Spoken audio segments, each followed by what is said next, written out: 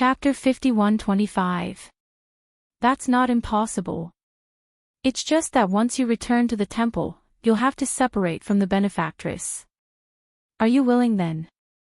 The little monk immediately shakes his head like a rattledrum, hopping off the ground and even shrinking behind Emolien. Great Master Kong Yin can't help but find it somewhat funny. He turns to look at Arbor and says, "This old monk has come this time to bring Kong Kong to a place." Arbor raises his eyebrows, but doesn't say anything, only looking at him. The old monk then says again, "To the Supreme Court's dungeon." A moment later, Arbor and the old monk sit down alone in the side hall. The two's gazes simultaneously fall on the two people outside the window, one big and one small. At this moment, Emolien has already picked up the little ghost, patting his head. The little monk raises his small fist, arguing with him about something, his voice sometimes high and sometimes low. Arbor looks for a while, then retracts his gaze, landing it on the old monk again. "What did you mean by what you said just now? You want to bring the little monk to the Supreme Court's dungeon to meet someone?" Just as Crown Princess heard, this old monk has indeed come to bring the little monk to the Supreme Court's dungeon to meet someone. Arbor raises his eyebrows noncommittally. "The person you want the little monk to meet is King Duoluo?" She thinks carefully, a few strands of suspicion slipping through her eyes. The gaze she uses to stare at the old monk also becomes more and more unfathomable. "You, from the moment you bumped into me in the long sparse forest's ancient temple, you've been scheming against me." "No, no. Crown Princess, you've misunderstood." The old monk hurriedly waves his hand and says, "This old monk has stayed in the long sparse forest's ancient temple for a few years. When I first saw Benefactress that day, I only thought that you looked very similar to Chu Yun. I really don't have any other thoughts. Even if you didn't have any thoughts at that time, after knowing my identity, you very naturally pushed the boat with the current and placed Kong Kong by my side." The old monk is silent for a moment, then nods. A monk doesn't make idle remarks. Benefactress has been an intelligent person since young. Her mind is exquisite and clear, guessing correctly. After that, he purposely threw the little monk by the little Crown Princess's side, to keep her company. Firstly, to improve their relationship, he can definitely help his little disciple at a critical moment. Secondly, the little Crown Princess is very capable. Naturally, she can protect the little monk. Xiaomu waved her hand in front of his face. "You old monk, you really have a good plan. What is the little monk's relationship with King Duoluo?" In the end, Xiaomu nonchalantly asked the old monk this question. Walking to enter the Supreme Court's dungeon to see a sea of bright orange bright yellow light. In the middle of the large iron cage, there were mighty lion and tiger totems carved on the iron pillars. Arbor to close to her, to the point, Aaron's right to the point. Smo Lien raised his hand to pick him up. This time, the little monk doesn't resist. Instead, he hugs Mo Lien's arm and crawls into her embrace, his big eyes looking around vigilantly. "Master, what is this place that we're in?" the little monk suddenly asks. "We're going down to meet someone." "We're still going down." The little monk suddenly reaches out and hugs Mo Lien's neck, a trace of confusion and panic flashing through his eyes. "If we go down, it'll be the 18th level of hell." "Master, look at the wall, it's filled with all kinds of torture instruments, so scary." At the end of his words, his voice ripples. Arbor can't help but twitch the corner of her mouth. Chapter 51:26. The old monk was also somewhat speechless. He patiently explained to his little disciple, "It's not the 18 levels of hell. Moreover, why would there be 18 or 19 levels of hell? Hell is not divided into levels. It's just a matter of areas." The old monk snorted and could not help but nag at his disciple. "I told you to do more homework and not delay your studies, but you're used to slacking off. You haven't even comprehended 1/10,000th of the essence of Buddhism. Mischievous, mischievous. Master, I do my morning and evening classes every day. If you don't believe me, you can ask the benefactress. Seeing the little monk pointing at her, the benefactress only had a blank expression. Don't you usually sit together for morning, afternoon, and evening classes and finish tomorrow's morning classes tonight? The old monk could not help but blow his beard and glare. You must be slacking off and sleeping. You can't even get up to do your morning classes. The little monk pursed his lips and hurriedly shrank his head back, not uttering a word. Master, benefactress's husband, can you tell me who you want me to meet? Meet your grandfather. Arbor pondered for a few seconds before telling the truth. This child's mental age was different from ordinary children. He naturally had the right to know about this matter. Unexpectedly, the little monk opened his mouth in shock. Xiao Na's grandfather. Xiao Na has a grandfather. How could he not have a grandfather? If he did not have a grandfather, where did his father come from? If he did not have a father, where did he come from? Arbor looked at the little fellow's dazed expression and could not help but raise his hand to pinch his little face. Yes, your grandfather is your grandfather. You are you. When you meet him later, don't believe anything he says. The little monk had a puzzled expression. He's a bad person. He's a traitor. Arbor nodded slightly. The little monk still understood the word traitor. A trace of shock appeared in his eyes. Don't tell me that rotten old man wants to drag Xiao Na down with him. Everyone, this child's ability to infer many things from one instance was too strong. They had not revealed much information to him yet, but this child actually saw through the mystery himself. Mo Lien carried the little monk and floated down to the bottom floor of the water prison. She patted the little monk's head and said, You don't have to be afraid of this person. Just answer him however you want. The little monk pursed his lips and replied with a noncommittal, Oh. A pair of big watery eyes looked around curiously.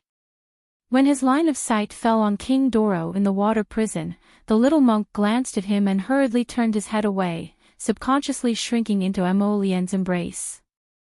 Bang! King Duo Luo angrily smashed a few iron bars. He couldn't help but roar, Come here. Why are you hiding in the arms of this enemy? Little monk was startled by his roar and instinctively hugged Prince Mo even tighter. What he saw was that the strange man in the water prison was really disheveled and dirty. Seeing the little monk hiding beside Mo Lien and refusing to get down, King Duo Luo's old face turned red from anger. His entire body couldn't help but tremble slightly. This child in front of him was King Duo Luo's grandson, his direct grandson.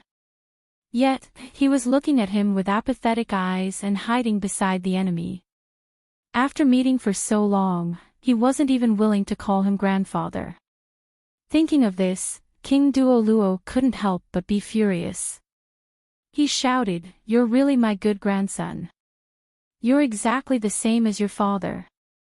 Shut up. Sir Jojo coldly spat out 2 words, There are still 2 more chapters to go.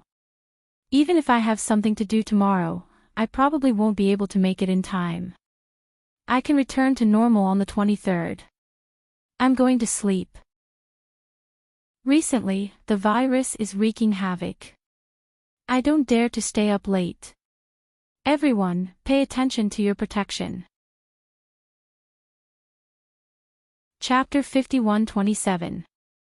You're a prisoner in prison. Why do you have so much nonsense to say? Arbor shouted coldly.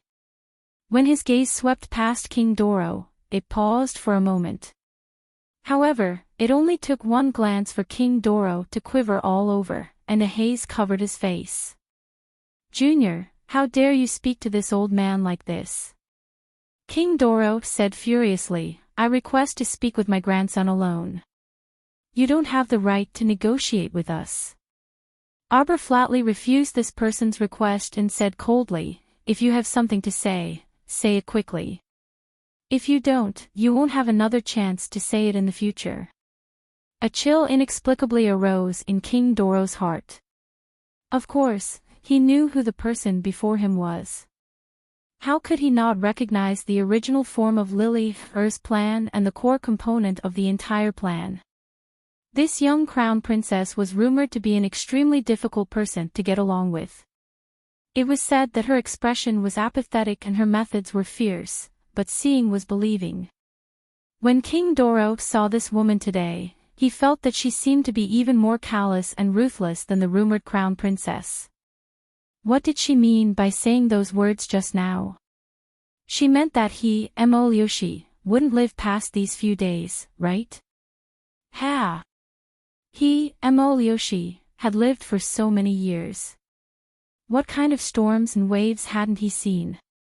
How could he be scared to the point that his legs went soft from mere threats from this ignorant brat? When he thought of this, King Doro resisted the urge to take a step back. He glared at Arbor in front of him and said word by word, "You can try.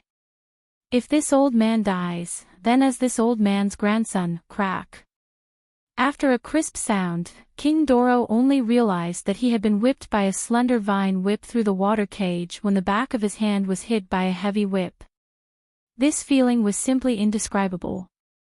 King Doro, who had always been high and mighty, almost didn't dare to believe that this stoic-faced girl in front of him would use a whip at the slightest disagreement.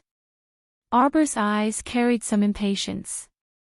If your goal is only to use the little monk's identity to threaten us, then there's no need for that. You can publicly reveal the little monk's identity.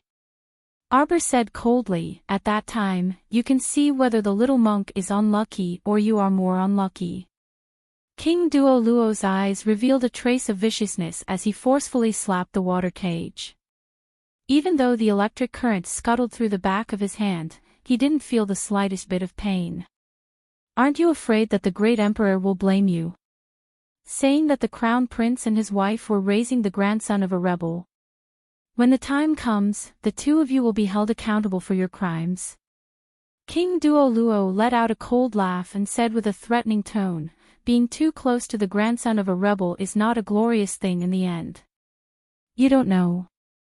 The young crown princess said expressionlessly. On the way to the Supreme Court, the crown prince had already handed over a memorial stating that he wanted to adopt the little monk as his son. King Duoluo's face was filled with astonishment, unable to speak for a while. How the fuck did he know? He was locked up in this water prison, isolated from the rest of the world. What could he possibly know about the outside world? So you don't have to worry about it. From now on, Kong Kong will be the grandson of the great emperor. You. King Duoluo had an incredulous expression. Because of his fury, even his voice trembled a bit. How is that possible? If the great emperor knew his true identity, how could he possibly allow the crown prince to adopt him? Could it be that you haven't heard? Wildfire sets the prairie ablaze. Chapter 51:28. If you still dare to keep the grandson of King Doro alive now, then 10 or 20 years later, you will definitely regret it. You will definitely regret it. Arbor sneered. You have no way of knowing whether others will regret it or not. But what I know now is that you will regret it immediately. You shouldn't have provoked me. You shouldn't have led us here. Arbor said coldly and suddenly raised a small porcelain bottle in his hand. What are you doing? Startled, King Doro subconsciously shrunk back. But he was surrounded in the water prison and the range was only so big. No matter how he retreated, it was impossible for him to escape the attack range of Arbor and the others. Ba. The little monk muttered and turned to look at King Doro with a somewhat dazed expression. This old benefactor, the evil aura on your body is too heavy. If you carry evil in this life, you will definitely be unlucky in your next life. As someone who has been through this, I can't help but give you a word of advice. The heavens are watching what you do. It's not that the time hasn't come yet, When the time comes, you'll be finished. Everyone, Arbor's hand that was holding the porcelain bottle paused slightly and glanced at the little monk speechlessly. He saw the little guy's round eyes staring at King Doro in front of him. Once he started talking about teaching, he couldn't stop his nagging rhythm. Say, you're already so old, what are you after? What are you thinking, why do you want to rebel? Your rebellion will inevitably consume countless soldiers, sharpen and kill on the battlefield, plunge the people into misery and suffering, and anger the heavens. You've failed. The little monk's face was solemn as he shouted crisply. Taking 10,000 steps back, even if you succeed in your rebellion, with your lifespan, you won't be able to live more than 3 years. What's the point of doing this? Why can't you think it through? You're already so old, what are you tormenting yourself for? Everyone, the old monk's mouth twitched as he secretly glanced at King Doro's face. Sure enough, the other party's face had already swelled to the color of pig liver. Thinking about it, the little monk's words were simply piercing and stabbing like knives. No matter who it was, they probably wouldn't be able to endure it, let alone King Doro, who had always been proud and arrogant. Shut up. Why should I shut up? The small monk continued unhappily. Master said that there is a lack of people in this world who can speak out for justice. Me. Kong Kong is the one who inherited Master's legacy. The little monk said solemnly, this little monk will never yield to evil forces like you. King Duo Luo almost fainted from anger because of this little monk. Just thinking about it made him angry. Not only did he not gain any benefits from revealing Kong Kong's identity, he seemed to have completely offended the crown princess in front of him. He originally thought that by threatening Kong Yin with Kong Kong's identity, Kong Yin would think of a way to help him no matter what. Even if he couldn't get out of the water prison for the time being, it would be enough to let him keep his life. Who would have thought, when the matter was revealed to the crown prince and the crown princess, the outcome was completely different from what he had expected. The most hateful thing was this little monk's mouth. He was obviously the grandson of King Duo Luo, but he kept saying some unpleasant words. You're called Kong Kong, right? King Duo Luo suppressed his belly full of anger and reluctantly put on an amiable face as he faced the little monk Kong Kong. However, no matter how amiable his expression was, his face still looked a little awkward. Tomorrow at 12:04 p.m., 12:04 p.m., 12:04 p.m. To make up for these 2 days. Chapter 51:29. The little monk retorted expressionlessly, asking when you already know the answer. That's unnecessary. How could this sloppy old man in the water dungeon not have investigated his identity? Otherwise, how would he know that he was his grandson? Even now, he still pretended to ask for his name. Wasn't that asking when he already knew the answer? Everyone, this little imp's words were clear and logical, and he always liked to jump out with 4 words. His face was clearly adorable, but he still had to put on the appearance of a little adult lecturing. King Doro was so infuriated by him that he felt somewhat depressed. How could this child's words be so infuriating? If it weren't for the fact that he was currently in prison and couldn't move, he would really want to pull him over and give him a good beating. He was his grandfather. This child must have been led astray by that old bald thief Kong Yin, or perhaps he had been following the eccentric little crown princess for a long time and had been led astray.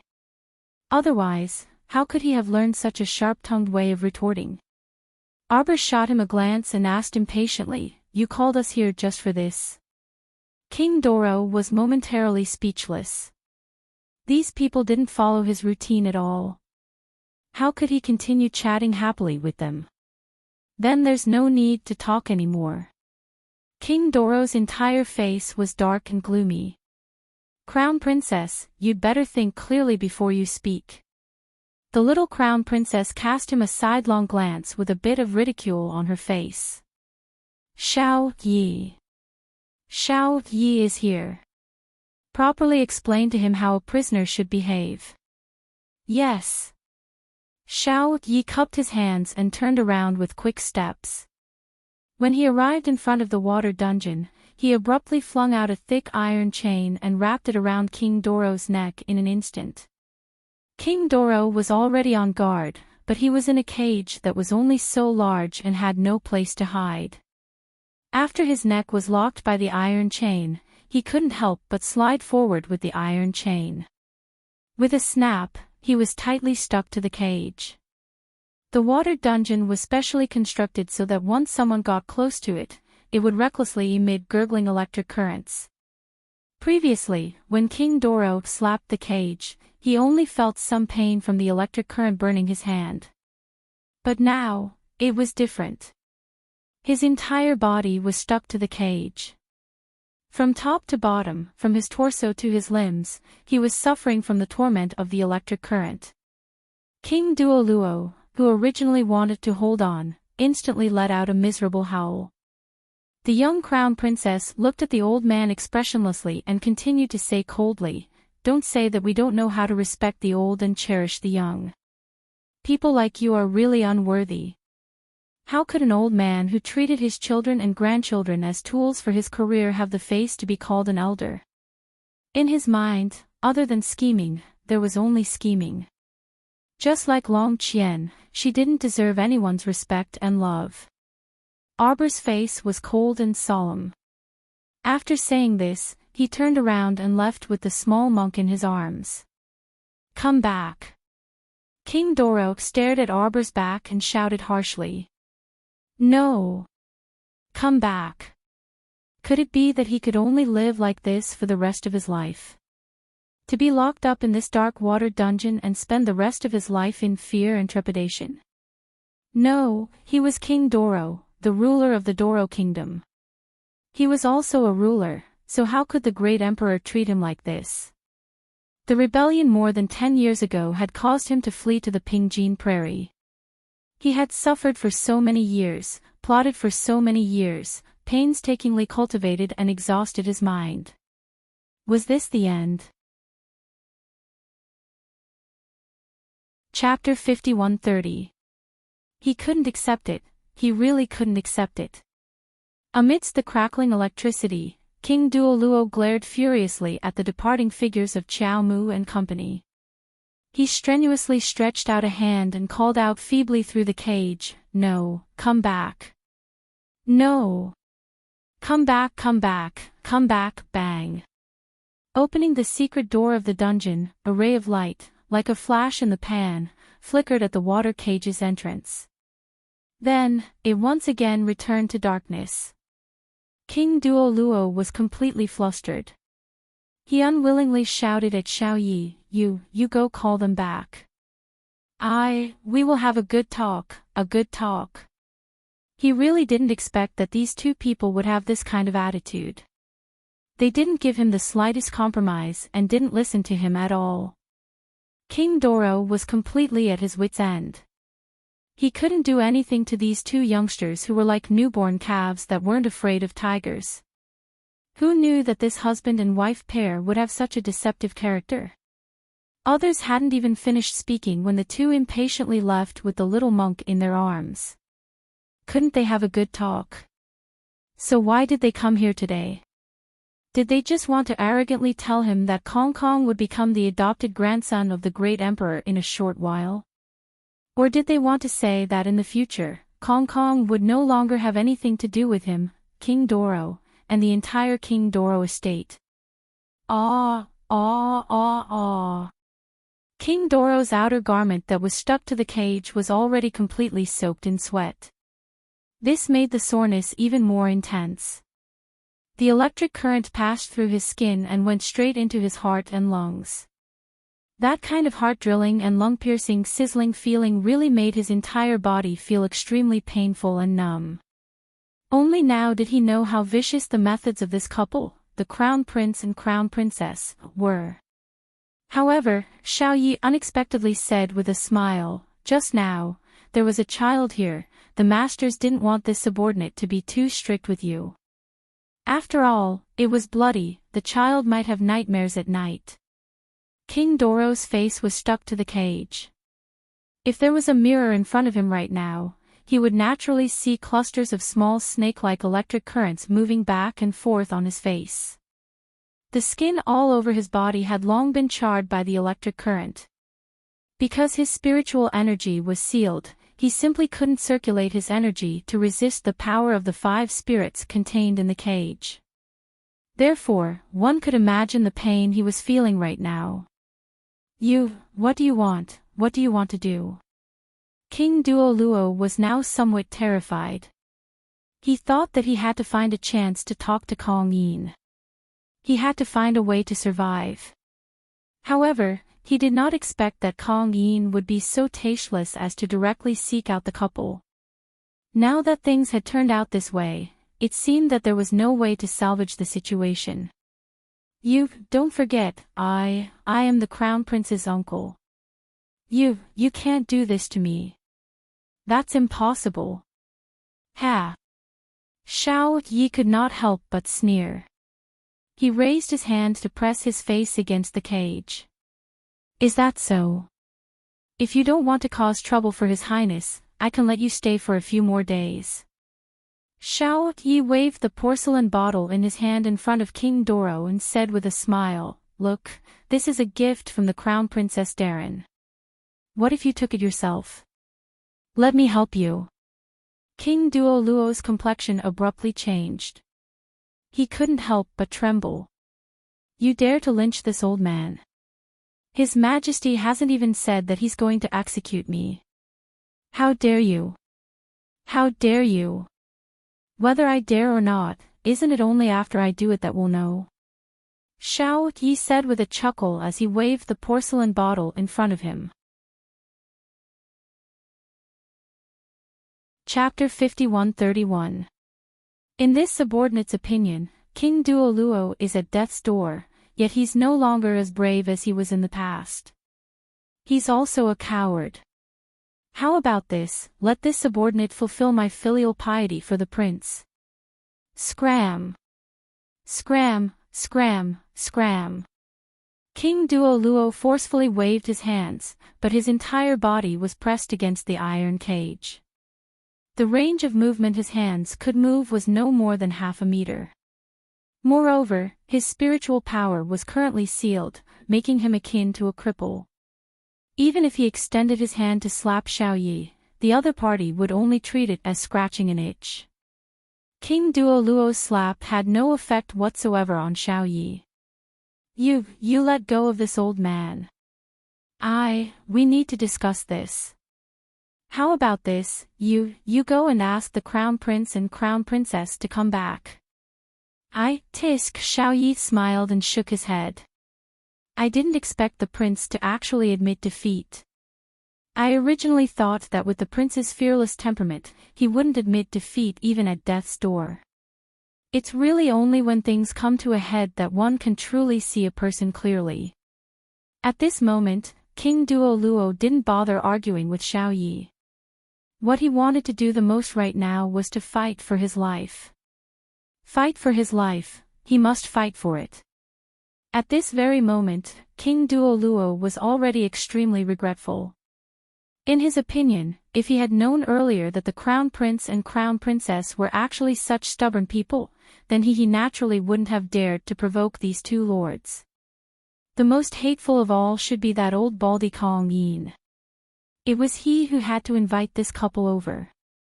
Now that he was riding a tiger, he had no way to back down. He simply didn't know what to do next. Prince, can you go on your way with peace of mind? Xiao Yi asked with a chuckle. King Duoluo's entire body trembled, and he said in an almost pleading tone, Can't you give this old man, another chance? How about this? Before he could finish speaking, he saw Xiao Yi's expression turn cold, and he unceremoniously grabbed his face with one hand, forcing him to open his mouth. A porcelain bottle of medicinal powder was poured in just like that, without mercy, causing old King Duoluo to cough incessantly. You. Although King Duoluo didn't know what powder Xiao Yi had forced him to take, he was very clear in his heart that it definitely wasn't anything good. He was extremely flustered, and the hair on his head was standing on end because of the electric shock. Mo Lien. Xiao Mu. He bellowed hoarsely, his tone laced with intense hatred. However, as soon as he finished speaking, he realized that he had completely lost his voice. His eyes were lifeless, and he sat down in a daze. With a splash, he sat down in the water. From his neck down, his entire body was soaked in the smelly water, but he didn't feel it at all. He just stared blankly at Xiao Yi. Ha, ha, ha. Not long after, Xiao Yi heard a few gasps coming from King Duoluo's throat. The gasps were sometimes fast and sometimes slow, sometimes short and sometimes long, but his face looked extremely normal. There was nothing abnormal about him at all. However, Xiao Yi knew that King Duoluo might have already lost his mind. Looking at how he was staring blankly at him, sitting in the cold water in a daze, he knew that this King Duoluo would probably stop here for the rest of his life. Everyone who stayed by the young Crown Prince Consort's side was well aware of her methods. Anyone who provoked her definitely wouldn't have a good ending. What's more, this King Duoluo just had to court death by extending his hand to the little monk Kong Kong. With the little Crown Princess' protective nature, she definitely wouldn't let him go. Even if this King Duoluo hadn't done anything yet. Chapter 5132. Even though King Doro had yet to cause any harm to the little monk, based on the Crown Princess's watertight personality, she absolutely wouldn't look on coldly from the sidelines and watch the situation change step by step in a dangerous direction. She would definitely nip those people and matters that could endanger the little monk in the bud first. Xiao Yi observed King Doro for a good while and only turned to leave after confirming that there were no abnormalities. The last trace of light in the dungeon followed the light closing of the iron door. King Doro, who was sitting in the water in a daze, opened his mouth and revealed a foolish smile. When Arbor stepped out of the Supreme Court's main entrance with the little monk in his arms, he lowered his head to glance at the little Baldy. She saw the child silently drooping his little head, looking listless as if he didn't have much energy. Sir Jojo bluntly knocked his smooth head lightly. "Why are you acting so gloomy and pensive? Raise your head and look at me," the little stoic said. The little monk raised his small head and glanced at Arbor with his round eyes. "Remember, no matter when or where, don't feel gloomy and upset over some unimportant people. How is he related to you?" The little monk puffed up his small cheeks. "He says he's Xiao Na's grandfather." "Benefactress, is this bad guy really Xiao Na's grandfather?" "Yes." Arbor nodded and stroked the child's head. "But other than that bit of bloodline similarity, it can be said that you and him aren't related in any way. Has he ever come to visit you since you were born?" The little monk shook his head.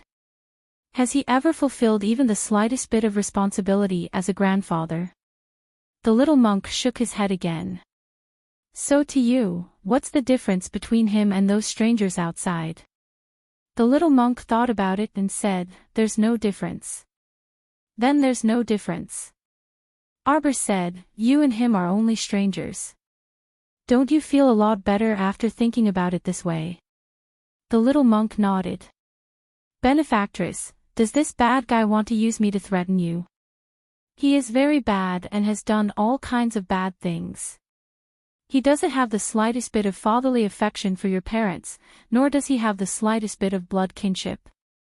But you don't have to call him a bad guy. He was heartless to all of you. Your deceased parents were implicated by him and had no choice but to live in seclusion in the Lower Star area. They never returned to the imperial capital, Dragon Flame City. In the end, they also ignored this person. You don't have to pay attention to this person either. When we meet on normal days, it's enough for us to treat each other like strangers. We only need to show some superficial courtesy. If you call him a bad guy, others will think that you don't understand reason. Of course, the two of you will never meet again in the future. Moreover, there is no need for you to meet at all. The small monk nodded his head in confusion. The benefactress said that if they met in the future, they just had to politely greet each other as if they were strangers. Actually, I don't really want to see this detestable old man with a twisted face. Benefactress, did you lie to him just now? What did I lie to him about? Arbor lowered his head and glanced at the little monk. She saw that the little fellow's cheeks were flushed red, and he glanced at her with some embarrassment. It's about that benefactress's bandit husband passing the booklet. Who's a bandit? Mo Lien glared at him in annoyance. She took him from Jojo's arms and pinched his chubby little face. You have no manners. You have to call me Dad in the future. See you at the same time tonight. Chapter 51-33. The little monk's round eyes slightly brightened, and he lowered his head in embarrassment. In his small heart, he actually yearned for his parents, but he had never mentioned it to anyone before. Now that happiness had suddenly descended upon him, he inexplicably felt that it was unreal. Benefactress was going to become the little monk's mother. The little monk was secretly delighted, and his head involuntarily rubbed against Mo Lien's body. He turned to look at Arbor and asked, Benefactress, haven't you always despised this little monk for being talkative? Arbor said expressionlessly, You are indeed talkative. But being talkative is also your specialty. Arbor followed up with another sentence.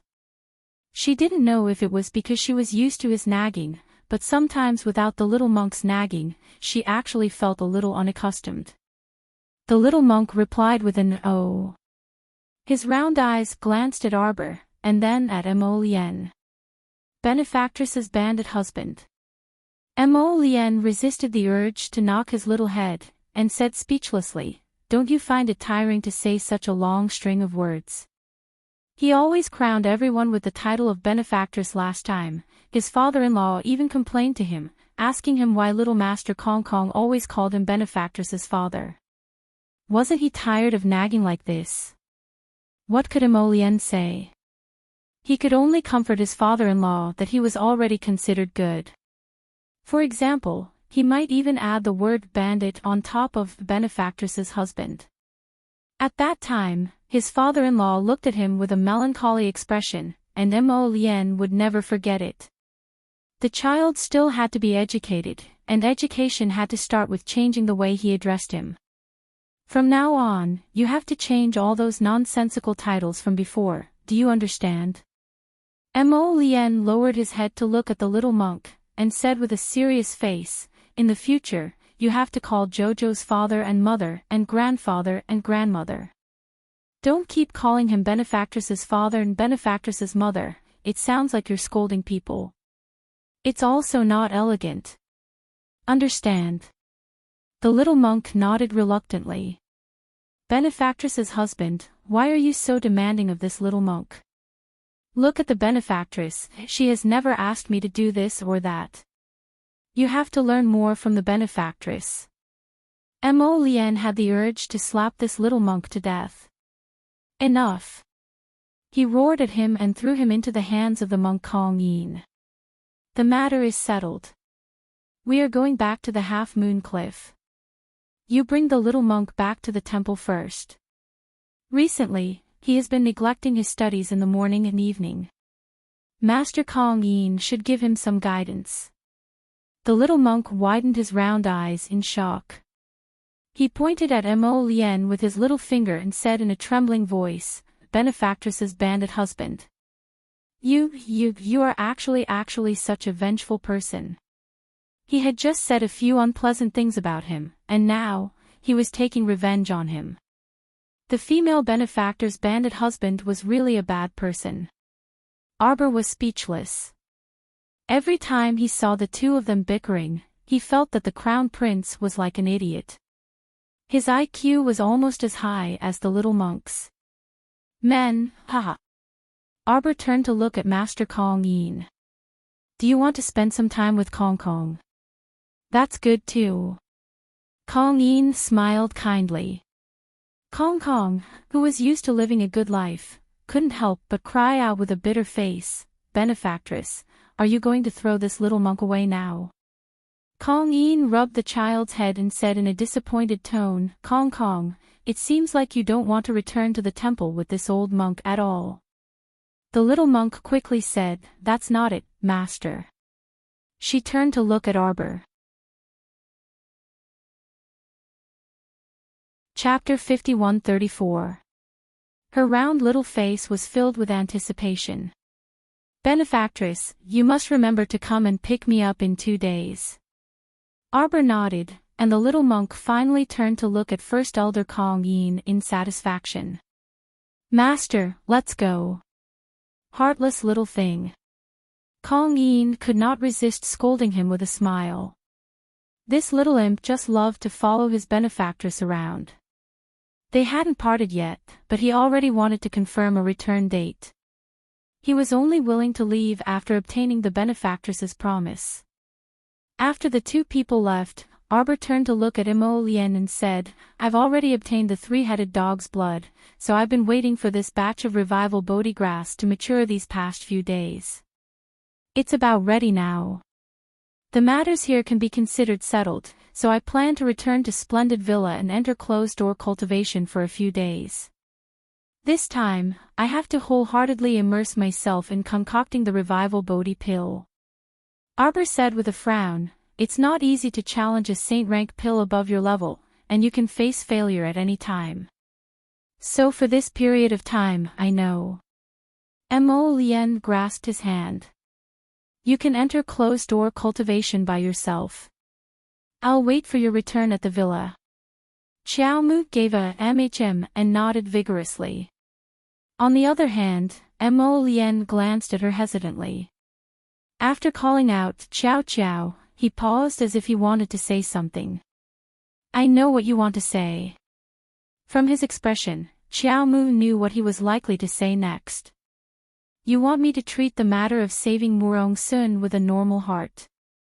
You're afraid that even if I wholeheartedly immerse myself in it, there's a possibility of failure when the time comes, right? Don't worry, so many years have already passed. I've already accepted what I need to accept." Arbor looked at him seriously and said, "This is my final effort as a disciple. If Heaven's will is like this, then when the time comes I still won't be able to save her," Arbor said gloomily, "then I'll accept my fate." Although she was sad, compared to the pain of being forcibly torn apart several years ago, she had mentally prepared herself now. In the future she would be able to bear it. "All right, it's good that you understand." Mo Lien heaved a sigh of relief and nodded slightly. She reached out to hold her hand and said, "Don't worry and go refine the pills. I'll take care of the matters at home." Arbor nodded. The two of them hurried back to the city and rushed back to the Half-Moon Cliff. It was only at night that the news reached the Great Emperor. The Great Emperor's expression was inexplicable. He raised his head and glanced at the secret guard who reported, "How is the person in the dungeon now?" "Completely stupid." The shadow guard lowered his head and said, "This subordinate has checked repeatedly and confirmed that there are no traces of disguise." "Yes." His Excellency the Great Emperor sighed and said, "My son is still soft-hearted after all." The secret guard swallowed his saliva and didn't dare to reply. However, the Great Emperor could not help but glance at him when he saw that he wanted to say something. "Pumpkin, if you have something to say, just say it." The secret guard gathered his courage and said, "Your Majesty, this subordinate feels that you might have some misunderstandings about the Crown Prince." The Great Emperor raised his eyebrows and looked like he wanted to hear more. The secret guard said, "This subordinate has checked. That medicinal powder is very stimulating. Not only will it cause King Duoluo to lose his voice and become severely retarded in the short term, as time passes, his insides will burn and the organs inside will probably die. This painful process may last for 1 to 2 years before he completely returns to normal. The great emperor was stunned. Is that so? Chapter 5135. Yes. That secret guard nodded vigorously with an affirmative expression. Then this powder is my son's. It's not, Your Majesty. The secret guard said expressionlessly. According to this subordinate's investigation, this powder was personally ground by the crown princess. The emperor nodded somewhat dazedly, then suddenly inhaled. But my son didn't add fuel to the fire. This didn't seem like him at all. His Highness the Crown Prince secretly ordered that subordinate named Xiao Yi to cripple all of King Duo Luo's spiritual power and cultivation after feeding him the powder, turning him into a complete cripple. Only then did the emperor nod with a pleased expression. That's more like my son. My son is such a vicious person. He looks so harmless on the surface, but he's done so many ruthless things. Seeing the emperor's current expression, the secret guard couldn't help but twitch his mouth. It seemed like the crown prince's methods were vicious, and he was especially fond of the emperor. His Highness the Crown Prince seemed to have even said that this King Duo Luo was guilty of the most heinous crimes. If it weren't for the fact that the emperor wanted to keep him alive, he would have been sent on his way long ago. The emperor nodded with a gratified expression. That's what my son would do. The secret guard especially wanted to complain. Can you not praise your son so shamelessly? This doesn't seem to be a good thing. The emperor praised a few times with a face full of approval, then turned to ask the secret guard, why haven't you left after reporting? The secret guard was truly speechless. He lowered his head and rolled his eyes. Your Majesty, then this subordinate will take his leave. All right. The emperor waved his hand and suddenly stopped him. Hey, wait. Right, that Xu Fei, where is he now? The secret guard bowed and said, I've arranged for him to be in a courtyard in the south of the city. Your Majesty, do you want to see this person? If this Xu Fei hadn't surrendered to the emperor and contributed the firearms distribution map of East and West 12th Street, perhaps this Dragon Flame City would have been in a state of panic for a while. A trace of coldness flitted through the emperor's eyes. No need. At this moment, there wasn't the slightest bit of warmth in his eyes, only indifference and coldness. Go, take care of this person in secret, don't leave any traces. The secret guard nodded and didn't ask any more questions. He accepted the order and immediately left. How could he spare someone like Xu Fei? In front of benefits, he could repay kindness with enmity and treat King Duo Luo. No one knew if this person would completely betray them in the future. Such a despicable person who forgets righteousness at the sight of profit naturally couldn't be left alive. Arbor was in seclusion in the domain of stars for a long time. When he finished concocting the soul-returning Bodhi pill, he opened his eyes. The pill in his hand was covered in golden light. It shone dazzlingly and eagerly wanted to fly out. Only after sticking a sealing talisman on the pill did Qiao Mu manage to stabilize it in her palm. Qiao Qiao closed her eyes and entered a state of advancement once again. It was unknown whether it was due to her previous accumulation or not. He Qin and the others followed the scent of the medicine. They saw the little fellow sitting in front of the fine sky jade dragon with her eyes closed. As she breathed in and out, endless divine power was absorbed into her body from all directions. Each time Jojo advanced, there was a feeling of broadening people's horizons. It was the same at this moment.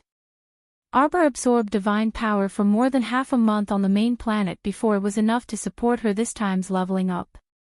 By the time she opened her eyes, more than a month had passed on the main planet. The little stoic's eyes were bright, and her fair face had a bit of rosy color. She appeared to be full of vigor. Hichin couldn't help but tsk lightly. You leveled up again. Chapter 5136. Watching JoJo advance was like watching her drink water. It was so fast that it made people want to sigh uncontrollably. Everyone said that it wasn't easy for female cultivators to cultivate. It would be even more troublesome, especially if they were unlucky enough to encounter the 5 spirits' reincarnation or advance during pregnancy. A single mishap and they might be struck to death by heavenly law. This time, JoJo successfully advanced from 7th level Divine Practitioner to 8th level Divine Practitioner. She skipped over the minor realms of initial success, phenomenal success, and peak. The problem was that she seemed to have advanced not long ago. Besides, it was already good enough that other people's cultivation didn't regress during pregnancy. Many people found it difficult to advance even half a step. Yet she, as expected, JoJo was different from the rest. Arbor glanced at the venerable Peach Blossom Immortal, who wanted to say something but was hesitating. She waved her hand and said, "Speak." The venerable Peach Blossom Immortal's mouth twitched. He didn't know if it was his imagination, but he felt like the little stoic's queenly aura was becoming stronger and stronger. She waved her small hand, and a queenly aura that exuded dignity without being angry assaulted him. "JoJo, is it strenuous to advance?" "It's not strenuous at all." Arbor looked at him in confusion. She raised her hand and looked left and right. She abruptly sent out a palm strike, forming a divine power vortex in the air. Soon, this power was pulled back by her again, and the divine power dispersed around her body and vanished into nothingness. Even Ma Shurchin couldn't help but exclaim in admiration at this kind of willful control over divine power. "JoJo, I feel like there's absolutely no one else in the world who has this kind of control over divine power." Ma Shurchin wasn't stingy with her praise. Arbor was overjoyed and nodded her small head. "Not bad." Holy Sun Mayan, who had rushed over to watch the show after hearing the news, said indifferently, "Since she's pregnant, then she should recuperate properly." In other words, she didn't need to be in a hurry to advance during this critical period. The little stoic, who was used to rebuking people, said expressionlessly, "I've been recuperating all this time. I just feel like my cultivation keeps rising in my sleep, and I'm about to advance when the conditions are right." Mayan, why did he inexplicably not want to talk to the stoic? He couldn't even speak 3 sentences with the stoic before she shut him up. "Follow the will of the heavens." Arbor added, "I have to go out and meet the heavenly axiom. I wonder if it will give me a 5 spirits experience this time." "I don't think so." Holy Sun Mayan said expressionlessly, "During the 5 spirits reincarnation tribulation, it was not willing to strike you, let alone now." Yuan Shurchin didn't know whether to laugh or cry. "I think what the Holy Sun said makes a lot of sense. JoJo, why don't we just leave?" Arbor shook his head. "Facing is a matter of attitude. It doesn't matter if it comes or not, I can't avoid it. I have to face it head on. Let it come." He-Chin and Holy Sun Mi-Yen twitched their lips at the same time.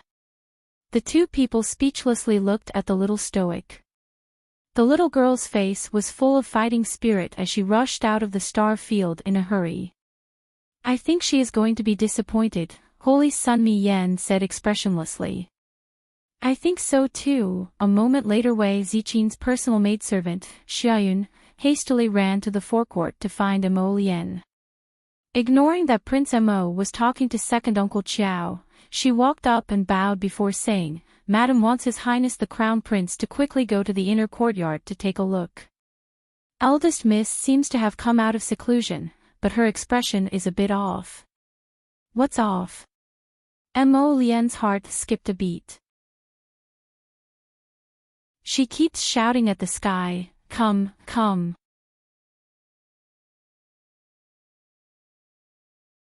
Chapter 5137.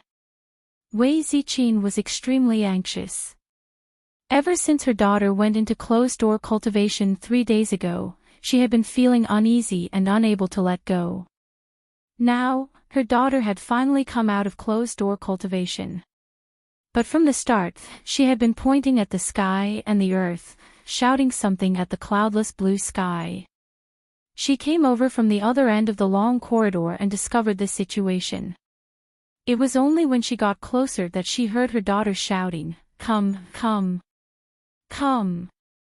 Come for what?" Wei Ziqin walked over with a dumbfounded expression and hurriedly sent her capable maidservant to the front yard to invite His Highness the Crown Prince over. She wasn't proficient in cultivation and didn't know what was going on with her daughter, but she felt that something was amiss. She had to invite His Highness the Crown Prince over for her to be at ease. Wei Ziqin walked over and cautiously called out, "Jojo." At first, Arbor didn't hear, but after Wei Ziqin called out a few more times, Arbor turned her head, her little face rosy. She looked at her mother and grinned. "Mother." Wei Ziqin saw that her daughter was fine and relaxed. "Jojo, what are you doing?" Arbor had been shouting for so long and was already tired. She took the handkerchief from Kai Chi and wiped the sweat on her forehead. She waved her hand nonchalantly. "It's nothing, Mother. If you don't want to come, then forget it. Let's go to the living room." This heavenly Tao didn't come when it was supposed to, but when it wasn't supposed to, it was always blindly prattling. She had had enough. Arbor hugged her mother's arm and pursed her little lips. "Mother, daughter's cultivation level increased slightly. I thought the heavenly Tao would test me, but I didn't expect nothing at all." Wei Ziqi nodded and looked up at the cloudless sky. "It doesn't look like it's going to rain immediately. Jojo, you can cultivate, but don't push yourself too hard. You have to remember that you're pregnant with the imperial grandson." Arbor looked at her mother blankly. "I didn't push myself. I was just sleeping, and my cultivation level inexplicably increased, and then I'm about to advance." The group of maidservants behind her couldn't help but roll their eyes when they heard this. The little crown princess was blatantly showing off. He was showing off, right? No one could cultivate so easily and freely. What did he mean by his cultivation inexplicably increased just by sleeping?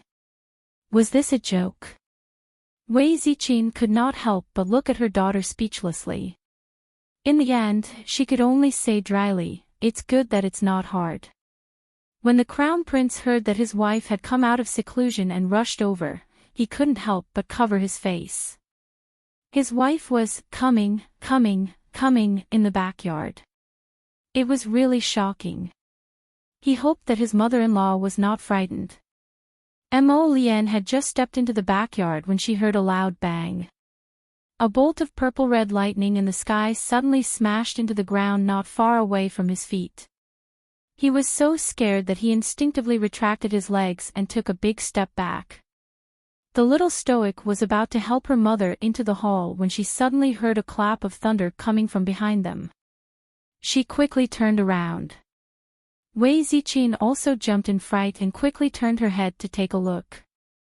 She saw His Highness the Crown Prince's innocent and pitiful expression as he stared at the mother and daughter pair with his beautiful phoenix eyes. Arbor couldn't help but want to laugh. He looked up at the sky, then at hubby, and exasperatedly shook his head. "It's sick." This heavenly law was truly an unreliable fellow. She had waited for it for the better part of a day, but it didn't strike a single bolt of lightning. Now that it saw hubby, it suddenly pointed the spearhead at him. Was it trying to infuriate her, so it wanted to take hubby down a notch?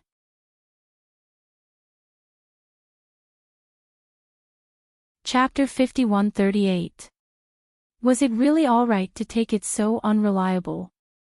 Xiao Mu hastily walked up to her pitiful husband and patted him placatingly. "Don't be scared, it's just a paper tiger. It doesn't dare to really attack you, so it's just going to smash next to your feet to scare you." "Wifey, why does it attack me when you provoke it?" Arbor pondered for 3 seconds before saying seriously, "It's probably because it doesn't dare to provoke me. His Highness the Crown Prince, my wifey is so arrogant, what should I do?" "Jojo, then you have to protect me well. Arbor nodded vigorously and patted his chest with a serious expression. The next time it dares to scare you, we'll go up to the sky and blast a hole in it. Wei Ziqing's mouth twitched as she looked up at the sky. It was still the same clear sky that seemed to have been washed clean by clear water. There was not the slightest shadow of thunder and lightning. She hurried forward and said to her daughter and son-in-law, "It should be fine now, right?" Was Xiaomo affected by the lightning? Actually, how could anything happen to the crown prince? He was just used to acting pitiful in front of his wifey and hiding behind her to act coquettishly. Seeing the lingering fear on his mother-in-law's face, the crown prince hurried forward with a smile. "Mother, it's fine. I was just caught off guard and was startled by the sound of the lightning. It didn't hit me anywhere, don't worry." Wei Ziqing saw that the crown prince was dressed in white and had black hair. His entire body was untainted, and he really didn't look like he was roasted by the lightning. Only then did she relax and nod with a smile. The three of them chatted and laughed as they walked into the living room. Wei Ziqing suddenly remembered something and turned to her daughter. "Jojo, you said you were going into seclusion for 3 days to refine pills." "That pill?" Arbor was silent for a few seconds before nodding. "It's already a success." "Then did Peak Master Murong?" Arbor shook his head. "No, I haven't given it to her yet." Wei Ziqing held her daughter's hand with a comforting expression. "Jojo, don't put too much pressure on yourself." Right, Mom is right." Mo Lien hastily interjected from the side, Chow, just do your best in everything." Wei Ziqing nodded with certainty. "That's right." Arbor pursed her lips at the two of them. She understood the logic, but it was difficult to put it into practice. Her heart was filled with hope. However, he was also afraid that this ray of light would eventually be drowned by the darkness. "Don't worry." Mo Lien held her hand and gave her some encouragement. "I believe in Jojo. Your alchemy skills are the best in the world. If even the pill you concocted doesn't work, then Murong Sun truly had no hope. I have so much confidence in you, so how can you not have this confidence yourself?" Looking at her husband's relaxed tone, Arbor reluctantly nodded at him and took a deep breath. "Don't fear failure and move forward courageously.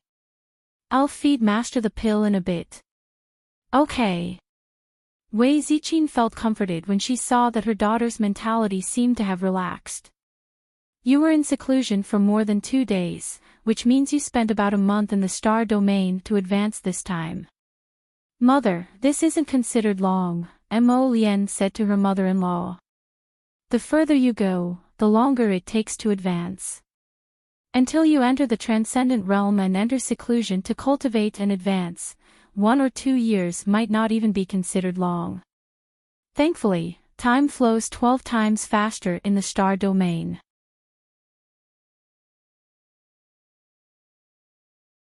Chapter 5139. 1 or 2 years, which is equivalent to 1 or 2 months in the outside world. Wei Ziqing sighed with emotion, and there was a trace of rejoicing. For a cultivator, this was considered an extremely short period of time. Her daughter's star domain was truly a natural treasure, saving them a lot of time on the path of cultivation. The three of them entered the hall and sat down. Wei Ziqing suddenly thought of something and said, "A few days ago, the Countess of Huainan came to visit and sent me an invitation card. The Count of Huainan's estate holds the Butterfly Night Banquet every year, and that day coincides with her 50th birthday. Therefore, they plan to hold the banquet at noon together with the Butterfly Night Banquet in the evening."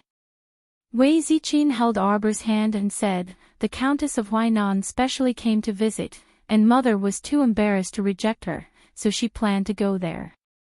Arbor nodded. It was naturally good for Mother to make more friends, and Arbor would not object to her attending such banquets. Although to her, banquets were never good, and all banquets were too boring. But she was her, and Mother was Mother. If Mother wanted to attend, then she should attend. As long as she took precautions to ensure Mother's safety, it would be fine. Your sister hasn't come out of seclusion yet. Wei Ziqin sighed. Otherwise, this little naughty monkey would definitely not miss such a lively event. Arbor's brows moved slightly, and she said expressionlessly, "Then I'll go with Mother." After saying that, she almost bit her tongue and regretted it a little. Lord Jojo hated to attend boring banquets the most. If not for her mother's melancholy tone and the fact that she was alone with no one to accompany her, she would not have volunteered. Wei Ziqin could not help but want to laugh. How could she not see her daughter's vexed expression? She patted her daughter's hand and said with a smile, "Jojo, you don't have to force yourself." Arbor pursed her lips and muttered in a low voice, "It's not particularly forced." Wei Ziqin couldn't help laughing out loud. After dinner, Arbor pulled Mo Lien into the star area, heading straight to the mountain behind Paradise Star. They stood in front of the ice coffin on the slope of Paradise Star for a long time. Until Mo Lien gently pulled her wrist. Only then did Xiao Mu raise her hand. A pill with a hint of golden light slowly flew out from her palm and floated in the air, moving up and down slightly. Because it was suppressed by a sealing talisman, this sacred medicine was very obedient. Arbor took a deep breath and looked back at Mo Lien. The latter nodded slightly at her, raised his hand, and gently lifted the lid of the crystal coffin and moved it to the side. Xiao Mu looked at Murong Sun's unchanging face and took a deep breath before taking a few steps forward. She stuffed the pill into Murong Sun's mouth, her movement slightly trembling. Although her heart was surging like a tidal wave, she pretended to be completely unconcerned on the surface. This pill rapidly melted the moment it entered her mouth. Without any movement, this sacred medicine would naturally take effect in the human body. Arbor and Mo Lien both squatted in front of the crystal coffin and waited for a while. Mo Lien reached out to feel Murong Sun's breathing, a hint of joy flitting through her eyes. "I think she's breathing." Arbor also hastily tried, and her heart thumped heavily. It wasn't an illusion, and it wasn't as if it was. There really was a faint breath. The little stoic's hands were tightly clasped together. She gently bit her lips and impatiently stared at the silent woman inside the crystal coffin.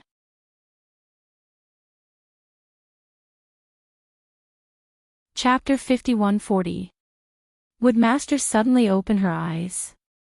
If Master opened her eyes, she would be able to see Jojo immediately. At that time, Jojo would definitely punch her and curse her for being a damn liar. Arbor suddenly shook his head. No, I can't hit Master. Even if Master wakes up, her body should be very weak. I can't hit her. Then I can only curse her. Yes, I'll curse her to death. No. I can't curse her to death. I saved her with great difficulty, so I can't let anything happen to her. Just as Xiao Mu's imagination was running wild, Murong Sun quietly laid in the coffin the entire time, quietly exhaling in a barely discernible manner. She did not open her eyes and look at Xiao with a smile as Xiao Mu expected. Hence, she did not give Arbor a chance to properly curse her. Mo Lien worriedly turned to Arbor. Jojo. Yes. Arbor was not as dispirited and miserable as Mo Lien imagined. Instead, she turned to look at him with sparkling eyes and comforted him first. It's fine, I know. Master has passed away for many years.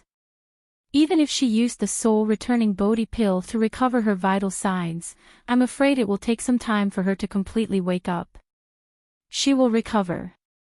Sir Jojo tightly clenched his fists. I have confidence that I can cure her. This was already a good start. She believed that Master would slowly recover her consciousness. Once she regained her consciousness, her recovery time would accelerate and shorten because Master was not someone who habitually admitted defeat. She believed that even if there was only a sliver of hope, Master would definitely do her utmost to recover herself. Mo Lien relaxed and grasped Murong Sun's hand. It's great that you can think it through. Even if Peak Master Murong wakes up in the future, it will probably take some time for her to recover her original cultivation. After all, she was sealed in ice for so many years after the Great Battle, so she probably lost all her cultivation already. Arbor clenched his fists. As long as she can regain her consciousness and slowly wake up, it's only a matter of time before her body recovers. Don't be hasty, she warned herself. Don't be hasty.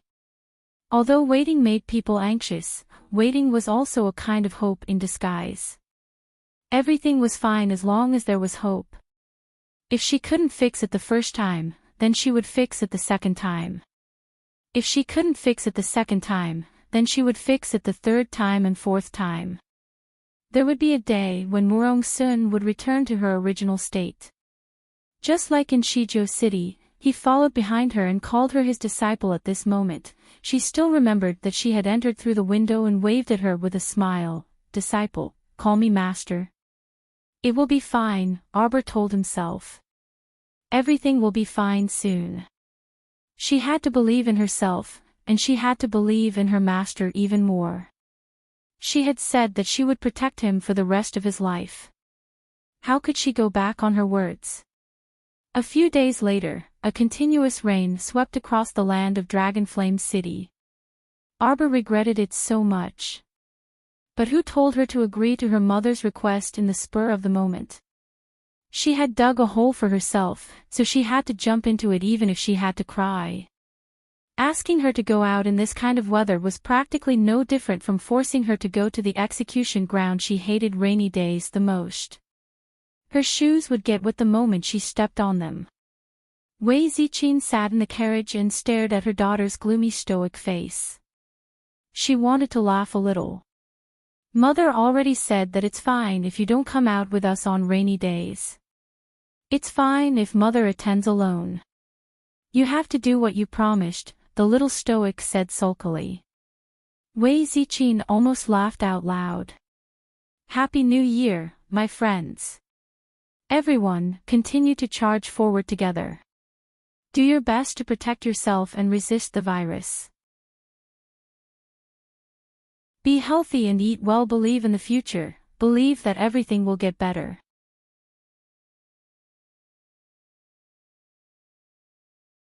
Chapter 51-41. Her daughter's stoic face could store any emotion.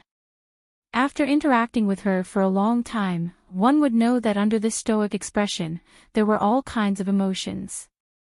Happy, depressed, irritated, angry sometimes, it was just a subtle change.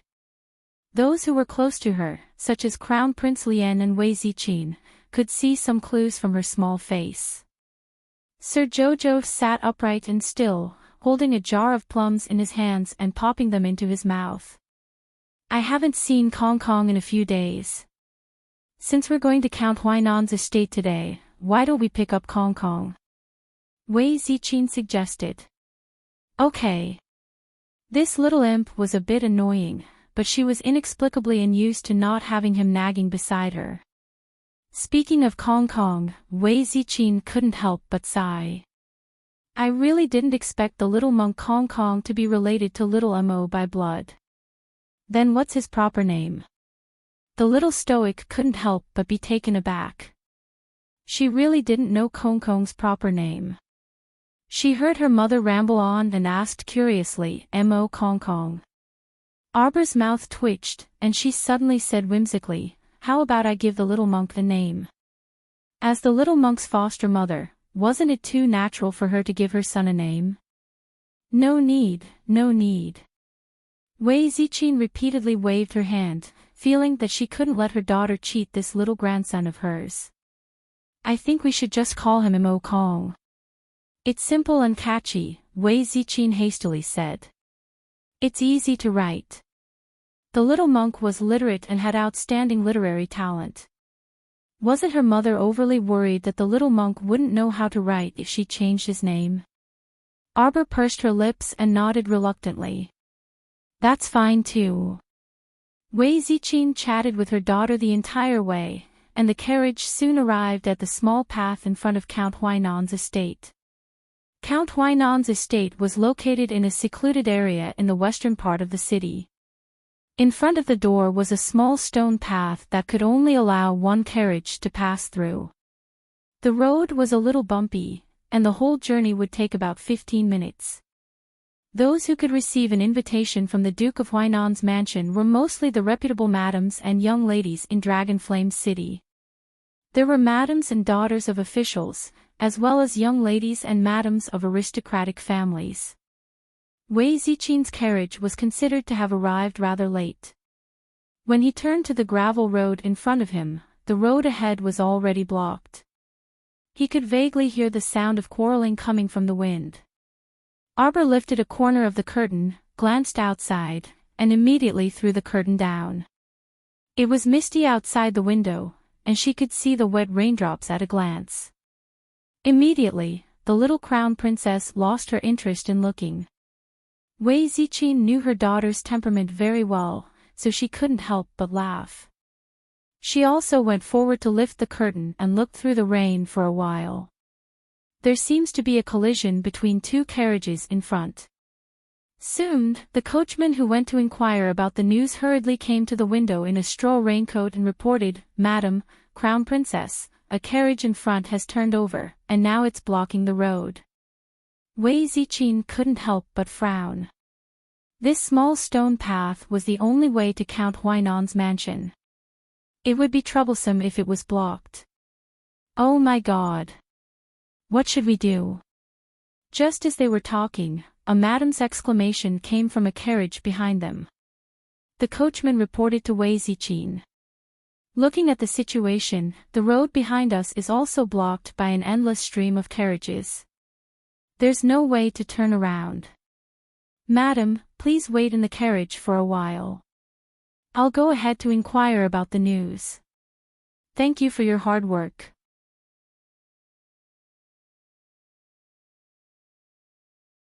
Chapter 5142. Don't say that, madam. This old servant is doing his duty. The coachman, wearing a straw raincoat, hurriedly left to scout ahead. Wei Ziqin turned around to glance at Xiao Mu before placating her kindly. Xiao, the Count of Huainan's estate should be sending people out to help maintain order. Let's first settle down and wait. Arbor made an "oh" sound, his face expressionless, but Wei Ziqin knew that his daughter was a bit impatient. I heard that Count Huainan's madam is bedridden all year round. Arbor suddenly said, then this banquet is. Could it be a concubine of Count Huainan's estate? It's madam who personally organized it. Wei Ziqin hurriedly said, how could such a big banquet be organized by a concubine of the family? It would be rude to outsiders. But it's true that madam's health is not good. Wei Ziqin nodded. I heard that Count Huainan seems to favor a second concubine of the family. It's said that the family's finances are all controlled by this concubine. Wei Ziqin wanted to laugh when she heard this. She glanced at her daughter and nodded. Daughter, mother didn't expect that you would have the temperament of a nosy person. Her daughter expressionlessly looked at her mother and said indifferently, not at all. It wasn't that she was keen on being a nosy person, but that the little maidservants beside her chattered and casually told her. She basically knew about all the happenings in the family. One family was robbed today, and another family was married tomorrow. Wei Ziqin laughed and took her daughter's hand and patted it twice. Second concubine's surname is Bao, and she also has a daughter. They are indeed very favored in Count Huainan's estate. At this point, Wei Ziqin couldn't help but sigh. Which family didn't have their own problems behind closed doors? Wasn't there a lack of cases of favoring the concubine and neglecting the wife? The more noble the family, the more wives and concubines, the more likely it was that a bowl of water would not be peaceful. Arbor said, oh. The mother and daughter were chatting when they suddenly heard two soft knocks coming from outside the carriage. Wei Ziqin lifted the curtain to take a look and saw that it was a person who looked like a steward. He was currently bowing towards their carriage. Are the crown princess and the madam of the Qiao family in the carriage? This is the wife of Minister Fong of the Ministry of Justice. I have specially come to pay my respects to the crown princess and Madam Qiao. Wei Ziqin looked over from the carriage and saw a middle-aged lady pulling a dignified and elegant young lady out of the carriage together. Braving the rain, they came over to greet them. Wei Ziqin hurriedly said, "Madam Fong, don't be so courteous. It's raining outside. Don't let Madam and Miss catch a cold." Steward quickly helped them into the carriage. Now that the road ahead is blocked, we don't know how long it will take for them to pass through. That middle-aged lady smiled and bowed in the direction of Wei Ziqin and Arbor. "Thank you, Crown Princess and Madam Qiao, for your understanding. There's no need to be so courteous." Wei Ziqin was a bit embarrassed. Seeing that the madams and young ladies in the nearby carriages were about to get out of their carriages to greet them, she hurriedly exhorted loudly, "Everyone, there's no need to be so impatient. It's raining heavily halfway through the journey, so don't be in a hurry to get out of the carriage. It won't be too late to meet again when we reach Count Huainan's residence." The madams and young ladies all thanked the Crown Princess and Madam Qiao before settling down. Wei Ziqin giggled and patted her expressionless daughter with a smile, softly muttering, "Looks like they were all scared by you." Arbor snorted, "When did I scare them? She didn't sleep well yesterday and was muddle-headed the entire day. Tomorrow, before 12 a.m., she would make up for 2 more chapters."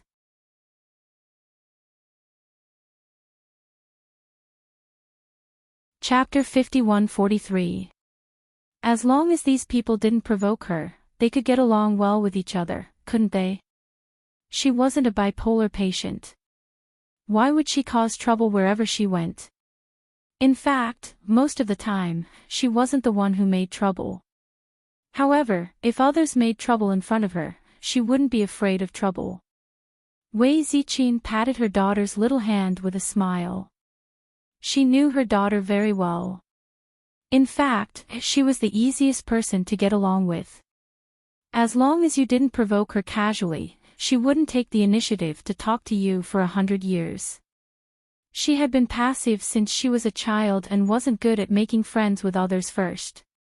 And once she was annoyed, she would fight back fiercely.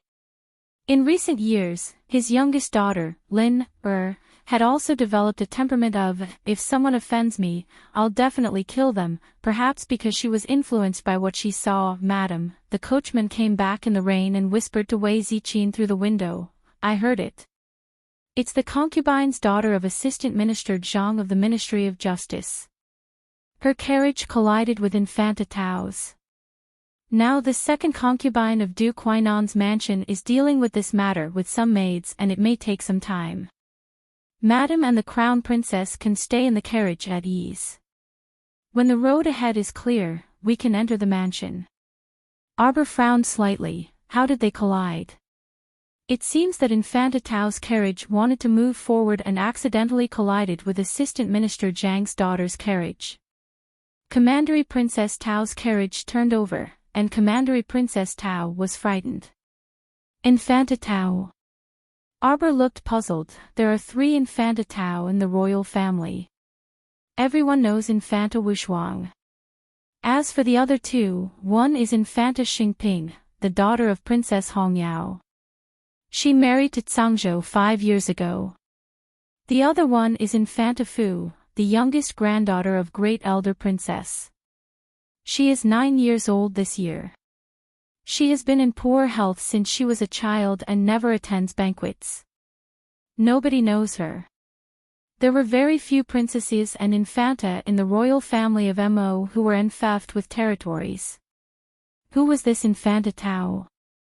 The coachman was surprised and said, "I heard second concubine call her Princess Tao." "Oh yes, that's the princess of King Zhang's mansion." With that said, Arbor remembered.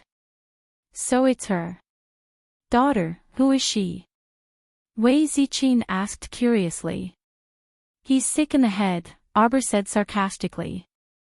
King Zheng's Mo Shikong's brain wasn't very good either. In any case, his entire family wasn't like normal people. Hearing her daughter's words, Wei Ziqin knew that her daughter didn't like Princess Tao. This Princess Tao, she's not a princess. Arbor curled his lips. She's Mo Shikong's sister. Seeing his mother's confused look, Arbor gave his mother a rare explanation. Mo Shikong is His Majesty's adopted son. His father and younger sister's family returned to Jing King's mansion after he became successful. With that said, Wei Ziqin understood instantly. She nodded and said, so that's how it is. Then this Infanta Tao. Oh, that's what some people call themselves. Arbor couldn't help but roll her eyes. She didn't expect that Su Shitao, who had been reprimanded by the crown prince for her improper conduct, still dared to use Jing King's mansion's name and call herself a princess. Arbor shook her head speechlessly. I've never seen such a shameless woman.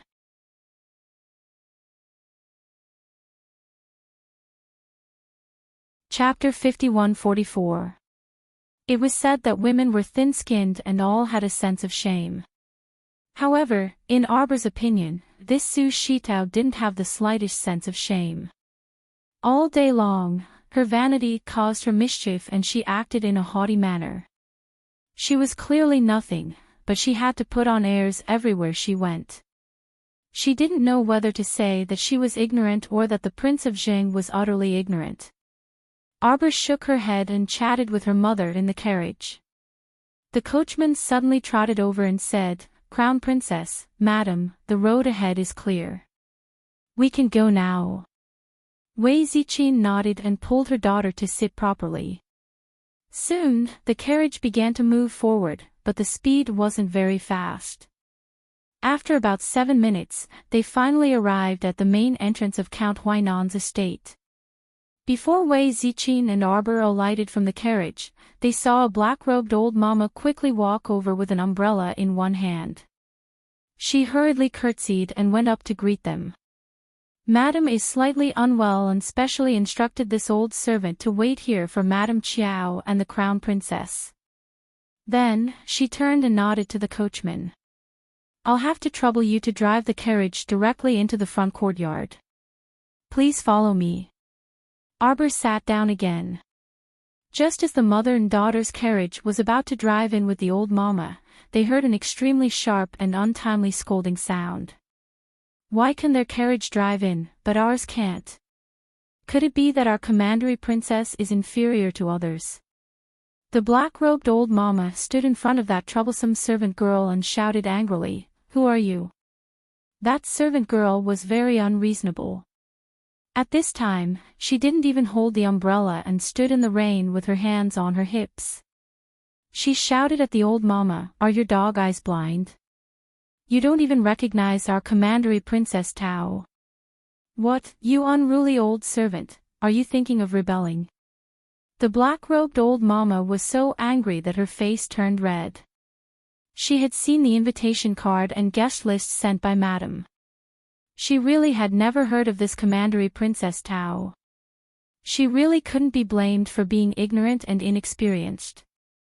At this moment, Su Shitao was sitting in a carriage with the curtains rolled up. A servant was crouching beside the carriage, waiting for this young lady to alight. Su Shitao looked coldly at the old nanny in green clothes. His expression was gloomy and uncertain. Then, he retracted the leg he had stretched out. At this moment, he was still sitting in the carriage, motionless. One had to earn one's reputation. As the eldest miss of King Zheng's residence, which part of her was inferior to others? Why could other people's carriages drive directly into the Duke of Huainan's mansion, but she had to get off the carriage at the public passage and walk into the mansion with an umbrella like those madams and young misses? Although they had only walked for a few minutes, the symbol of their status was immediately different. All the carriages that could drive into the Duke of Huainan's mansion, which one of them wasn't a madam of an official or a miss of an aristocratic family? What did she, Su Shitao, owe him? She was also the eldest young miss of King Zhang's residence, all right. At this moment, a middle-aged woman, Su Nyang, who was wearing a peacock green long dress and a golden cloth in her hair, walked up swaggeringly. She covered her mouth and smiled at the old nanny in green clothes. So it's Nanny Lu, Madam's personal servant.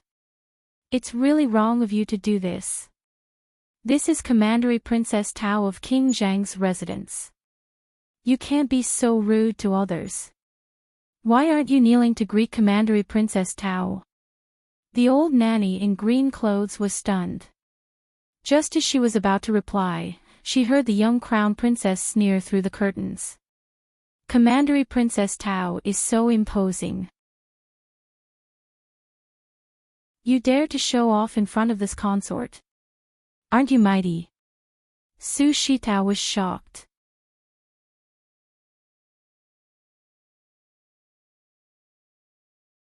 Chapter 51-45.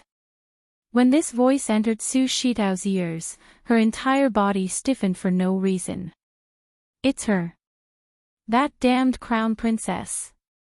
This voice was unforgettable for her entire life. For a while, it even caused her to have nightmares again and again. After all, she didn't know how many times she had suffered in this person's hands. Now that she thought about it, her teeth itched with hatred.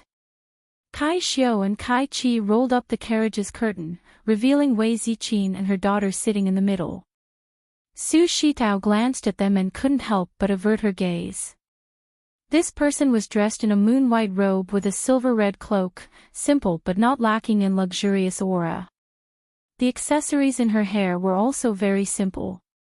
There was only a phoenix hairpin with pearls in it, and 2 tasseled beads hanging from her temples, but it added a touch of glamour to her spirit. A person as cold as ice didn't need much decoration at all, because her movements were beautiful. She was like a noble lady from an aristocratic family who walked out of a landscape painting, but also like a person who was raised in the depths of the palace, burning incense and playing the zither all day long. In just one face-to-face encounter, Su Shitao felt that she was fiercely defeated. In front of this person, she was like the difference between a sparrow and a phoenix. Although she didn't want to admit it, she was very clear in her subconscious that it was the difference between cloud and mud. Su Shitao clenched her teeth and fiercely said to herself in her heart, "Illusion, everything is an illusion." She couldn't be more clear about the nature of this crown princess. What demure lady who walked out of an ink painting, what gentle noble lady who stayed in the depths of the palace, it was all an illusion. The person in front of her was someone who could easily cripple Su Shihua, Su Shitao's older brother. She was someone who could use power to intimidate her eldest brother, Mo Shikang. This woman wasn't as gentle, elegant, and dignified as she was now. She was an evil spirit, an Azura, a person who would never reason with you. Su Shitao took a deep breath. Just as she was about to speak, she heard a palace maid beside the crown princess shout at her with a stern face, "Bold woman, how dare you sit in the carriage and speak to the crown princess like this?" With a meaningful glance from Kai Chi, 2 black-clothed bodyguards immediately came out from behind the carriage and rushed to Su Shitao's side. Su Shitao didn't see what the 2 of them did, but he cried out in alarm. He felt his body become light as someone kicked him off the carriage. "Miss!" A servant girl with a plump figure and a thick braid cried out in alarm and rushed forward to help her up. However, before he could run far, he felt as if something had hit his foot. A numbing sensation came over him, and his legs went soft. He fell to the ground, half lying in the pond. Su Shitao was in a miserable state. After being kicked off the carriage by the black-clothed bodyguard, he immediately knelt down in the puddle, his knees hurting. Now, her pretty face was burning up, and she felt a burning pain on her face. She felt the gazes of the surrounding madams and young misses all land on her. Some were snickering with ill intentions, while others were pitying her. All of these gazes were like steel needles, piercing her body. Ah! Su Shitao's scream had just escaped her mouth when she suddenly felt pain in her throat. She couldn't make a sound for no reason. She knew that this was bad. This must be the dirty tricks of that little crown princess. That person was really vicious. It was just a few words of dispute between girls, and she actually poisoned her to make her lose her voice. Arbor glanced at Su Shitao indifferently.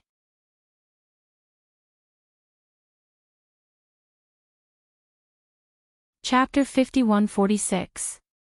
Seeing Su Qianxi's sorry figure drenched from head to toe in the rain, she immediately lost interest in continuing to chat with her. Such a brainless thing was not qualified to be Jojo's opponent. She had no interest in teaching this person a lesson. Ordering Caisho to lower the curtain, the young crown princess waved her hand for the carriage driver to leave with the blue-robed nanny. The old nanny surnamed Lu had witnessed this scene from beginning to end. She already had some understanding of the young crown princess's temperament. She knew that although this crown princess looked young, she was definitely not someone to be trifled with. She did not dare to be negligent and led the young crown princess's carriage into the Count of Huainan's fu. Madame Count of Huainan personally welcomed the two in the main hall and introduced a tall young woman to Wei Ziqin with a smile. Lu Ying, come and greet the crown princess and Madame Qiao. Lu Ying, the eldest legitimate daughter of Count of Huainan's fu, stepped forward and politely bowed to Arbor and Wei Ziqin. She said with a smile, the crown princess and Madame Qiao's presence at mother's birthday banquet brings light to our entire count's fu. Wei Ziqin said with a smile, no need to be so courteous. On the other side, the second madam of the count's fu, Madame Bao, hurriedly directed a few servant girls to help the dirty Su Shitao up. The second madam frowned and endured the strange smell coming from Su Shitao's body. She smiled brightly, Miss Su, why don't you come into the fu with me to change clothes first? Your figure is similar to my daughter's. If you don't mind, you should be able to wear clothes. Su Shitao originally wanted to refuse and say that she disliked wearing other people's second-hand clothes and wanted to return home. But after thinking about how she had been tricked into such a sorry state, her desire for revenge couldn't help but stir. She gnashed her teeth in hatred, but she couldn't open her mouth to speak. Madame Bao was a little confused. She glanced at Su Shitao and asked tentatively, does Miss Su have other plans? In fact, Madame Bao wanted Su Shitao to return to Prince Zheng's mansion as soon as possible. Wouldn't it be awkward if everyone stayed behind to face each other? Unexpectedly, Su Shitao agreed and followed her into the count's residence to change his clothes. Madame Bao thought that she had finally learned her lesson after being taught a lesson. However, she never expected that Su Shitao had stayed behind with the intention of taking revenge on that crown princess. Su Shitao didn't say anything on the surface, but he was actually filled with hatred in his heart. Before that barbaric crown princess came, second concubine had been so respectful to her that she didn't need anyone to teach her how to address her as Princess Tao. But now, although she hated those who changed sides, the most hateful person was still the crown princess who didn't give her any face. In the eyes of this crown princess, was her Prince Zheng's residence really that unbearable? It was as if there was no need to care about him at all. Filled with resentment, Princess Tao was dragged away by Madame Bao to change her clothes. Wei Ziqin and Madame Count Huainan chatted for a while before walking out hand in hand. Madame Count Huainan said as she spoke, I'll introduce you to a few friends. The two of them walked out on their own and left the young crown prince consort behind. Arbor looked at his mother's back in a daze. He pursed his lips and turned his head to see Fang Luiying looking at him with a smile. I heard that the crown princess is a heaven-grade alchemist. Could you give Luiying some pointers? Tomorrow, I'll make up for 2 more chapters.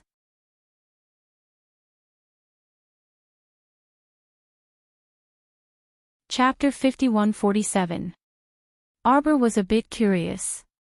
You're also an alchemist. The other party smiled bashfully at her and nodded before shaking her head. She said, I am just that, I'm not that skilled at refining pills. I can only succeed once or twice out of 10 times. Arbor blinked and comforted her gently, not understanding the situation. Then newly refined pills will indeed be like this. You can refine them a few more times in the future, and it'll be fine once you're proficient. Yet Fong Luiying smiled embarrassedly.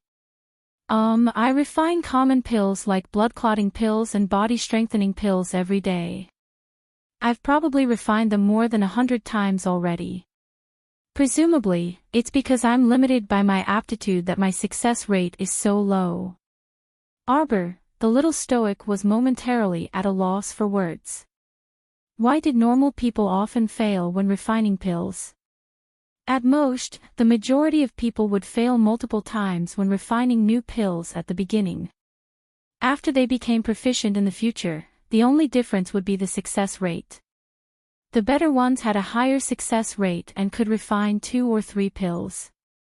The worse ones could at least refine 1 pill at a time, right? She had never heard of any alchemist who would fail 8 or 9 times out of 10 after refining common pills several hundred times. How unlucky and lacking in aptitude would one have to be able to do this? When Arbor thought of this, she couldn't help but look sympathetically at Miss Fong Luiying. This girl's appearance was upright and virtuous, and she didn't look like a clown. Fong Luiying was very perceptive.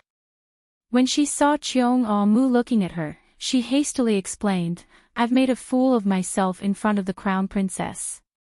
Luiying doesn't have any aptitude for refining pills since she was young, and I've previously invited several pill masters to teach me. They also said that Luiying doesn't have any aptitude. But if it doesn't hinder the Crown Princess, I would be very grateful if the Crown Princess could give Luiying some pointers. Arbor thought that she had nothing to do now, so she nodded at her. All right then. First find a place and refine a pill for me to see. Hence the little Crown Princess was so angry that she almost kicked Fong Luiying twice. When this guy said that he didn't have any talent in alchemy, he was just being humble. It wasn't that she didn't have any talent in alchemy, it was that she didn't even have the slightest bit of basic medicinal knowledge. It was fine if she couldn't recognize all the medicinal herbs, but she couldn't even grasp the amount of medicinal herbs needed for the hemostasis pill. Therefore, not to mention failing 8 or 9 times out of 10, it was already giving her face if he didn't fail 10 times out of 10. The 1 or 2 chances of success were probably due to the luck of the god of creation.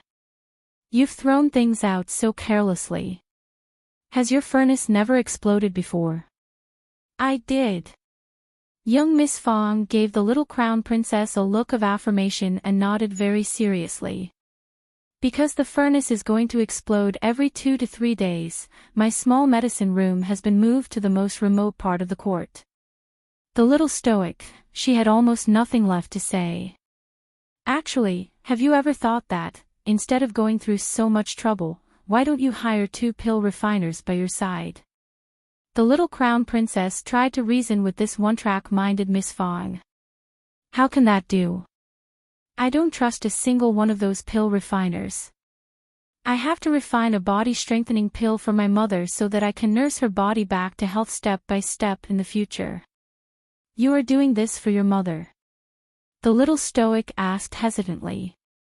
Emichim, young Miss Fong nodded heavily and turned to look at the little Crown Princess.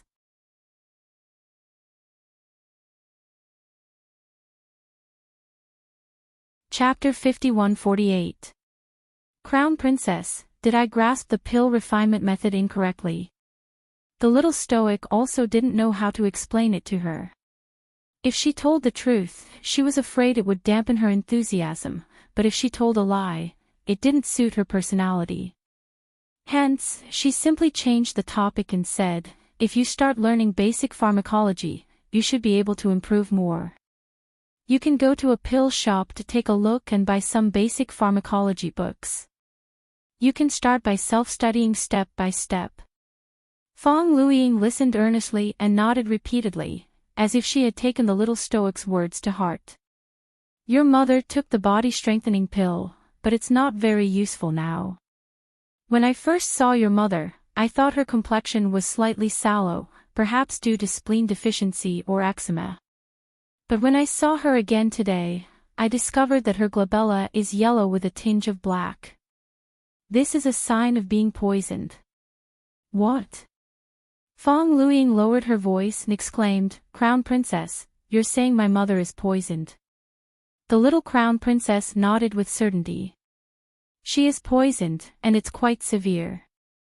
It should be the kind of poison that has accumulated in her body over a long period of time and hasn't completely erupted yet. That's why she only looks weak. Fong Luiying was both alarmed and furious, and her body actually tottered. She didn't expect that it wasn't that her mother's body wasn't well, but that someone had ulterior motives and poisoned her over a long period of time. But my mother has been receiving treatment for a long period of time. Why didn't the physician say that Fong Luiying trailed off when she reached this point? She wasn't truly stupid and naturally understood that if the physician was intentionally concealing it, then it meant that the physician was colluding with the person who poisoned her. I have a bottle of self-made all-purpose antidote pills. Give one to your mother every 3 days, and you'll see results after 3 times. If the results aren't good, I'll give it to your mother at that time. Arbor added, but normally, as long as it's not a poison pill refined from sacred rank herbs, it's basically detoxifying. Fong Luiying thanked him profusely and reached out to take it. She was just short of kneeling down and kowtowing to the little Crown Princess. Arbor waved his hand for her to stand up. Do you still want to learn pill refinement? Yes. Fong Luiying nodded. Even if I'm not talented, I still want to read more medical books. Although I'm stupid, I'll learn for 2 or 3 years if other people learn for a year. There will be a day when I should also have some small achievements. Arbor pursed his lips. He took a piece of paper and wrote down a series of book titles for her. Follow this list and go to the pill house to buy books. Read them one by one. Even if you memorize them by rote, you'll still be able to memorize them. When the time comes, you can sort out all the questions you don't understand and ask me one by one. Fong Luiying beamed with joy as she took the book list and nodded repeatedly. Thank you, Crown Princess. Thank you, Crown Princess. Is young Miss here? A gentle voice came from outside the courtyard. Fong Luiying hurriedly kept the book list in her inner world. She turned to Arbor and said in a low voice, from the sound of it, it seems to be second sister's servant. Crown Princess, please wait for a moment. I'll go out and take a look. Arbor grunted and waved his hand nonchalantly. He casually picked up the pill furnace that Fong Luiying had placed on the table and touched it up and down. Although Fong Luiying didn't know how to refine pills, this furnace was still a spirit tool. Fong Luiying couldn't help but smile. This pill furnace is quite a coincidence. I accidentally found it in the market. I didn't expect it to be such a good spirit tool.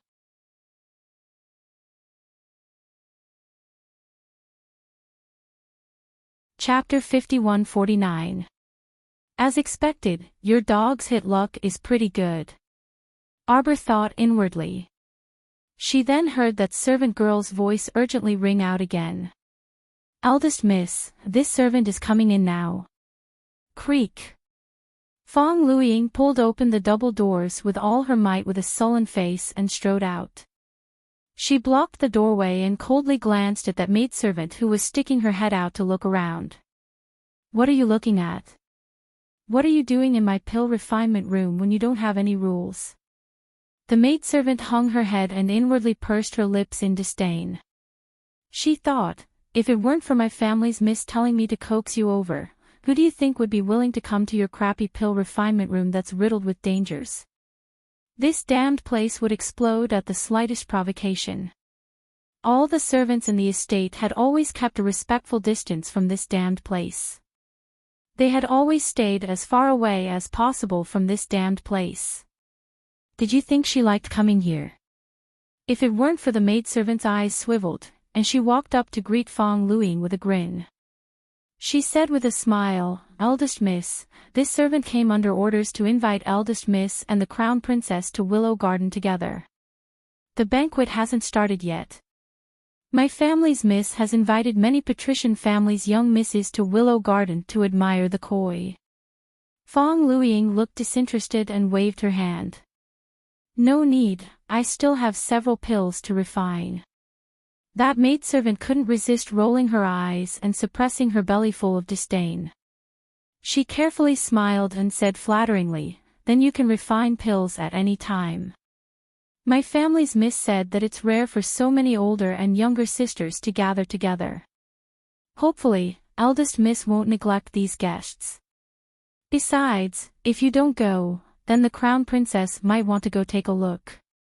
"Not going." The young Crown Prince Consort's crisp words immediately made that last swallow back all the words she had yet to say. This Crown Princess was truly unreasonable. She had already spoken to this extent, but she actually flatly refused. This really was not giving her family's miss any face. If the little stoic knew this maidservant's unspoken criticism, she would definitely sneer and retort, "Face? How much weight is your family's second miss worth?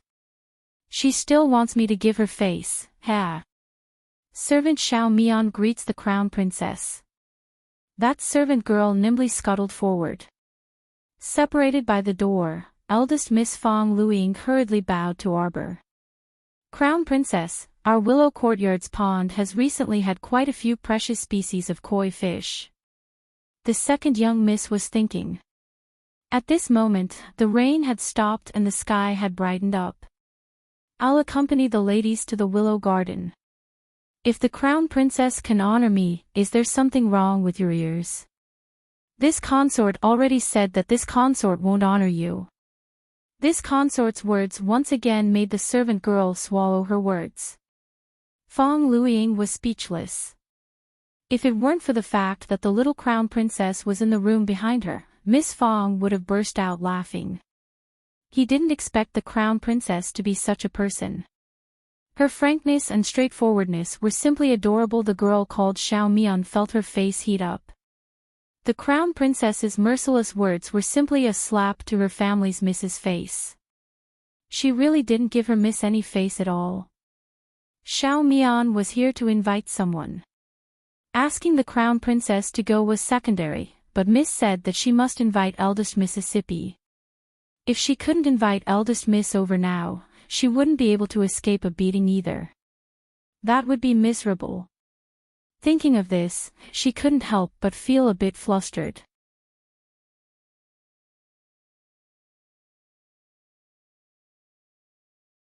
Chapter 5150. The maidservant cried out pitifully, "Crown Princess, eldest Miss, our Miss came to invite you with good intentions. The young misses of the various families are also waiting at the pavilion for the Crown Princess and eldest Miss to go. If the two of you don't go, then wouldn't you be letting down the many young misses' good intentions?" As she spoke, she started to cry, feeling very wronged. Arbor walked out of the door, and his cold gaze landed on the maidservant. The corners of his lips curled up coldly. "Are you sure? Are you sure which aristocratic young misses are really willing to see this Crown Princess go?" Her purpose for coming today was actually to accompany her mother to visit her friends. If no one provoked her, perhaps after the lunch banquet, she would accompany her mother back. But if someone didn't have eyes and wanted to provoke her, then don't blame her for being merciless. Fong Luing couldn't help but frown. She thought of the young Crown Princess's words and associated it with the chronic poison in her mother's body. Now that she looked at this scheming and cunning maidservant by her second sister's side, the more she looked at her, the more she disliked her. Could her mother's chronic poison be related to Second Aunt and her daughter? All these years, Second Aunt had controlled the manor's finances and had long been itching to kick her mother out and take the position of the mistress of the household. It was just that her status was still a little low and couldn't suppress her mother.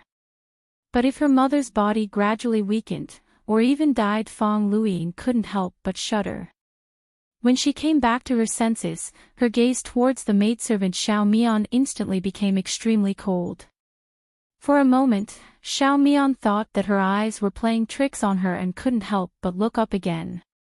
Coincidentally, she met Lu Ying's cold and lonely eyes, which were sharp and sharp. Xiao Mian couldn't help but jump in fright. Although this eldest miss wasn't someone who would be bullied and humiliated by others, because she was often addicted to alchemy and didn't know much about alchemy, she always looked a little silly. But seeing her today, it seemed that eldest Miss's aura was much stronger. Could it be because Xiao Mian sneakily glanced towards Arbor, and she was secretly alarmed? Could it be because the crown princess was supporting her? Things were not looking good for them. If the crown princess supported the eldest miss and her daughter, then their second miss would have a hard time in the future. What? You're going to invite the crown princess to come to the willow garden to admire the fish? A surprised cry broke the laughter of the young ladies. Plop. Miss Gao of the Right Prime Minister's family, in her nervousness, dropped half a bag of fish food into the water. The fish spread out in the water like a celestial maiden scattering flowers. Many koi fishes crowded around and continued to fight for the food. Fong Mingyue, who had a slight smile on her face, turned to look at the girl who had cried out in alarm. Miss Li, what are you doing? Miss Li coughed a little awkwardly. No, nothing. I just find it strange. That's true. Hee hee. She laughed dryly and looked at Fong Mingyue with a complicated gaze. Miss Fong didn't seem to have come to the last few gatherings in the palace. Fong Mingyue's expression stiffened slightly. The noble lady beside Miss Li hurriedly bumped into her. Miss Li instantly realized and laughed awkwardly again. Right. That was to invite the first wife's daughter. It would have been better if she didn't explain. Once she did, Fong Mingyue's face darkened even more. The noble lady beside Miss Li couldn't help but roll her eyes.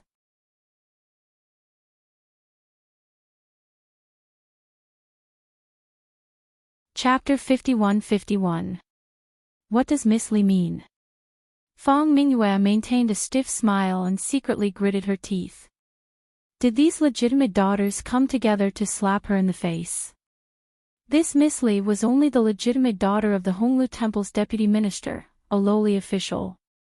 How dare she look down on a girl from the Duke of Huainan's mansion? Fong Mingyue was not a broad-minded person, and she had already exploded from Miss Li's words. The noble lady beside Miss Li hurriedly tugged at her foolish best friend and said to Fong Mingyue with an apologetic smile, Miss Li is outspoken and didn't mean to ridicule second Mississippi Miss Fong, please don't think too much. Fong Mingyue said with a fake smile, so it's the legitimate daughter of Censor Jiang. I've always heard that Miss Jiang and Miss Li are good friends. You two are really close and inseparable. Miss Jiang smiled gently and didn't say anything. Miss Li was also tugged by her, so she didn't say anything. Fong Mingyue made a mental note of them and turned to look at the girl leaning on the edge of the pond. Your Highness, what do you think of our pond? Not bad. Princess Tao raised her head proudly and pointed at a koi fish not far away. Our mansion also has that kind of golden koi, and this, and that. We have all of these. Overall, the koi fish in your pond are 10% or 20% of the size of those in my mansion. Everyone was speechless when they heard this. Princess Tao's EQ was really low. It was enough that she praised Prince Sheng's mansion in different ways, but she didn't need to say that the koi fish in their pond were less than 10% or 20% of those in Prince Sheng's mansion. Fong Mingyue's face darkened, and she couldn't help but call Su Shitao an idiot in her heart. If it weren't for Prince Sheng's mansion, she, as the daughter of the Duke of Huainan's mansion, wouldn't have to lower her voice and listen to her nonsense. Princess Tao's words immediately caused an awkward silence. Everyone silently stared at the koi fish in the pond, occasionally sprinkling some fish food, and fell into a state of silent observation. At this moment, a koi fish happened to jump out of the water. The girls laughed and pointed at the koi fish that jumped out of the water, laughing and shouting, "Look, look! Don't tell me this koi fish has become a spirit. It's so lively and active." Everyone slightly pushed each other. A few ladies originally wanted to squeeze to the railing to take a closer look, but in the end, they accidentally squeezed Su Shitao.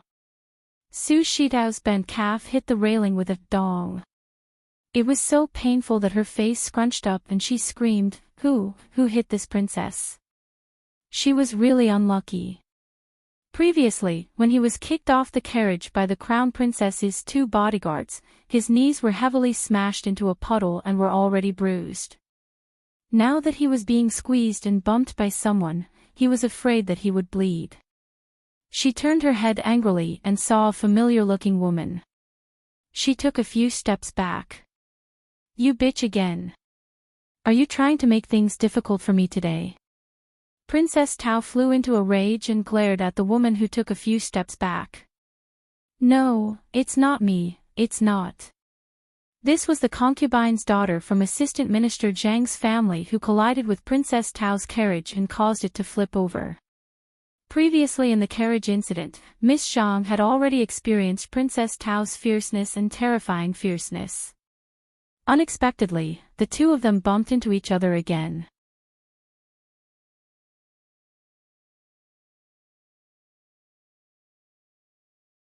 Chapter 51-52. But it wasn't her. It was the 2 ladies beside her who quickly stepped back after bumping into Princess Tao. Therefore, Miss Zhang, who was standing behind, happened to face Princess Tao's angry accusation. "You bitch, kneel down." Su Shitao shouted angrily, pointing at Miss Zhang in front of her. Miss Zhang couldn't help but tremble. She hurriedly looked at the ladies around her for help. But now, no one dared to block Princess Tao's anger for her. They hurriedly stepped back. Miss Li originally wanted to go forward and say a few words, but she was hurriedly stopped by Miss Jiang, who was beside her. "The legitimate miss of the Zhang family won't sit by and do nothing," Miss Jiang whispered in her best friend's ear. "Let's wait for a while." As expected, the moment Princess Tao finished shouting, a faint voice came from behind the crowd, "Who is Miss Su asking to kneel down?" Everyone's heart skipped a beat. A delicate and pretty woman in her early 20s slowly walked up and pushed her younger sister back. She glanced indifferently at the furious Su Shitao and said, "Don't think that you are a real princess just because others call you Princess Tao." All the ladies present couldn't help but gasp. They all looked at Miss Zhang, who was so blunt. The legitimate miss of Assistant Minister Zhang's family was really fearless. She didn't care about causing trouble for her family when she talked back to Princess Tao. As expected, Su Shitao was so angry that her hair stood on end. She pointed at Zhang Yuyan, trembled, and screamed, You say that again." Zhang Yuyan said with a sneer, "As everyone knows, there are only 3 princesses in the divine land. Princess Wushuang is famous in the world. I don't need to say more. Princess Fu Fu is the granddaughter of Great Elder Princess. She's only 9 years old. The other one is a princess. 5 years ago, she married Songzhou for the sake of righteousness. She hasn't returned yet." "What? There are so many people here, but no one knows that there is another princess in the divine land." Miss Li chuckled. Miss Jiang hurriedly pulled her silly best friend. Today, they had completely offended Princess Tao. A young lady with no rank calls herself a princess. I usually just take it as a compliment from my sisters. Don't tell me that you've really taken it to heart. Do you really think that you're a princess, berating the daughters of officials and making them kneel to you?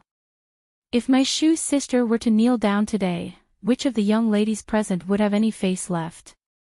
The daughter of an official in our divine land has to kneel down and apologize to a commoner lady with no rank.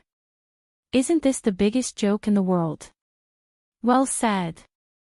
Fong Luiying clapped her hands vigorously and walked over with large strides. Just now, she had heard the noise by the pond from afar. When she rushed over, she found that it was Princess Tao of Prince Zheng's mansion who was throwing a tantrum again. Princess Tao was really a troublemaker. She was nothing, but she thought too highly of herself. When the noble ladies saw the young crown princess and Fong Luiying walking over together, they were scared out of their wits. They hurriedly lined up to greet the crown princess, who was not to be trifled with. No one dared to neglect the young crown princess. Compared with the arrogant and domineering Princess Tao, she was the one who was not to be trifled with.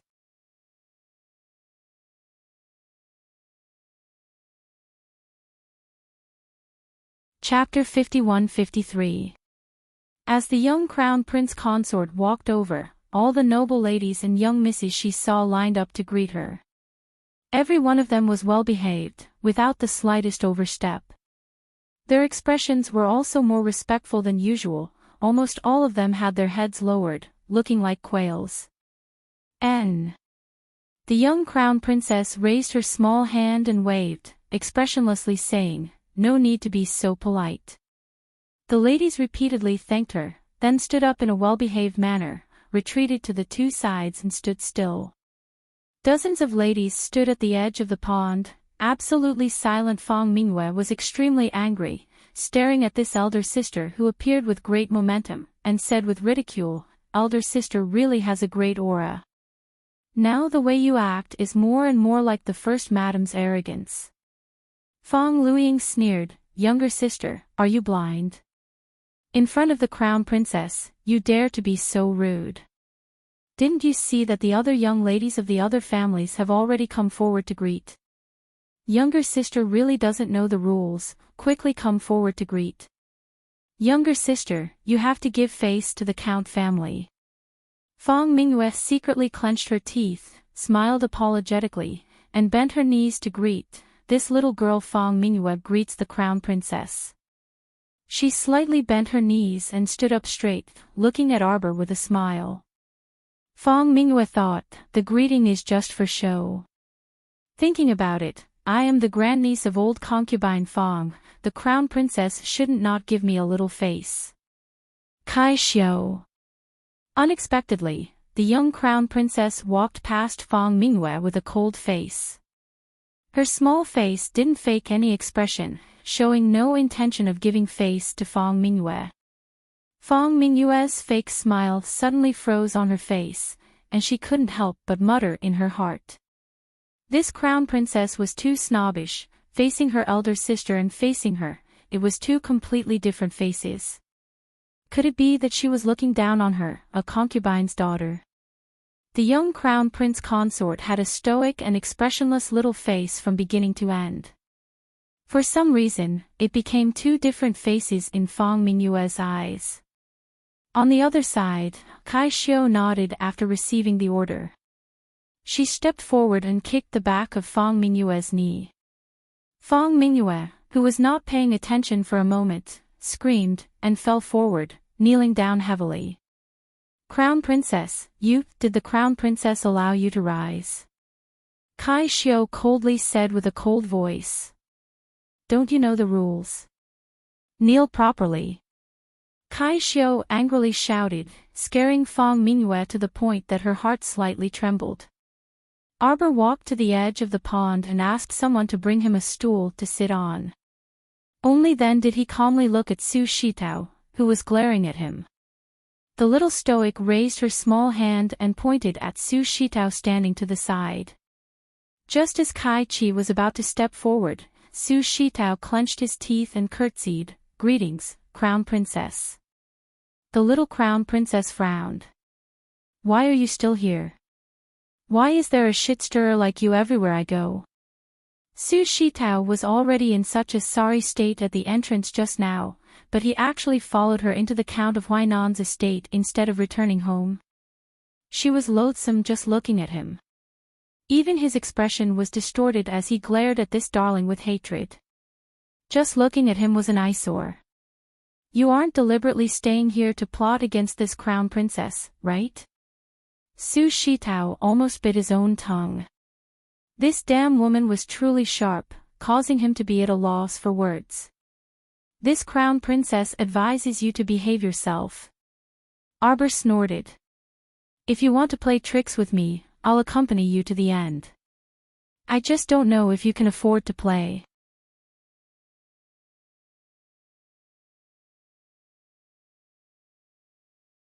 Chapter 51-54. Su Shitao's knees were a little sore from bending, but the little crown princess did not ask her to get up. As a result, the man could only stand there with his back half bent and his face half frozen. The anger in his heart was so strong that it was rushing to his head. However, Arbor was even angrier when he saw Su Shitao. The commotion just now was all because of this woman. Arbor now felt very annoyed whenever he saw Su Shitao and just wanted her to shut up. Su Shitao squatted until her legs went numb. She didn't even hear Arbor telling her to get up. A rush of blood rushed to her brain. The grievance in his heart was unstoppable. Who dared to give her attitude when she was in King Zhang's residence? All the servants in the mansion called her Princess Tao and flattered her. How could he be despised to this extent after casually entering the Duke of Huainan's mansion? Not only was he treated differently from the others when he entered, but he was also beaten up by the crown princess subordinates at the entrance. Now that the damned crown princess had seen her, she was picking on her again. She had already bowed to her in such a humble manner. What else did she want? Did she want to ascend to the heavens? The furious Su Shitao's mind went blank for a moment. He was so angry that he immediately straightened his body and roared, "Are you deliberately targeting me? Audacious!" Kai Xiu was also infuriated by this woman. These days, there were not many people who dared to be so impudent in front of the little crown princess. Many of the noble ladies took a few steps back in unison, and all of them huddled together on both sides of the road. Their eyes were filled with an inexplicable trace of fear. Crown Princess, I still have some matters to attend to in the residence. I will take my leave first. Crown Prince Consort, this subject is also, with past experience, no one dared to stay here and wait for the little Crown Princess to make a scene.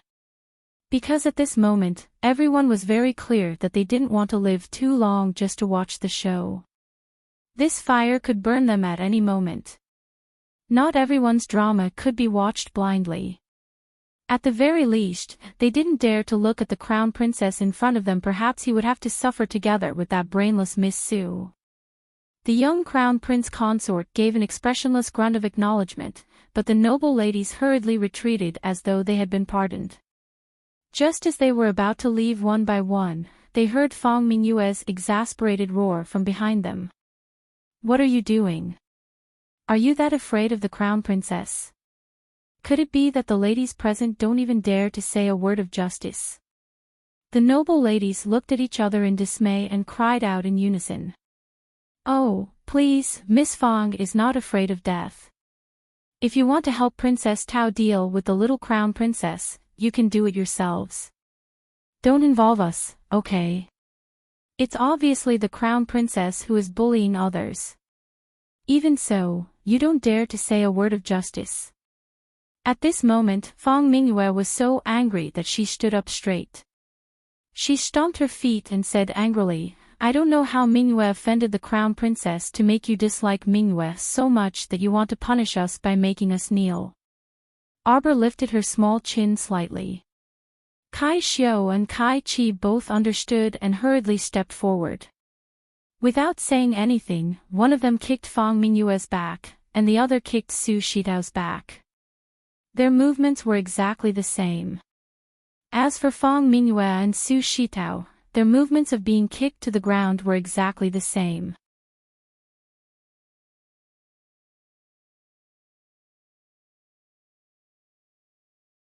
Chapter 51-55. With 2 thuds, the 2 girls miserably fell to the ground. They were so angry that they couldn't help but want to curse. Crown Princess, so long-winded. The young Crown Princess shouted. Behind Saisho, 2 tall and burly old mamas immediately followed behind her. They raised their hands and slapped Fang Mingyue and Su Shitao on their faces. You dare to be so impudent in front of the Crown Princess. The Crown Princess ordered you to kneel, and you dare to make faces.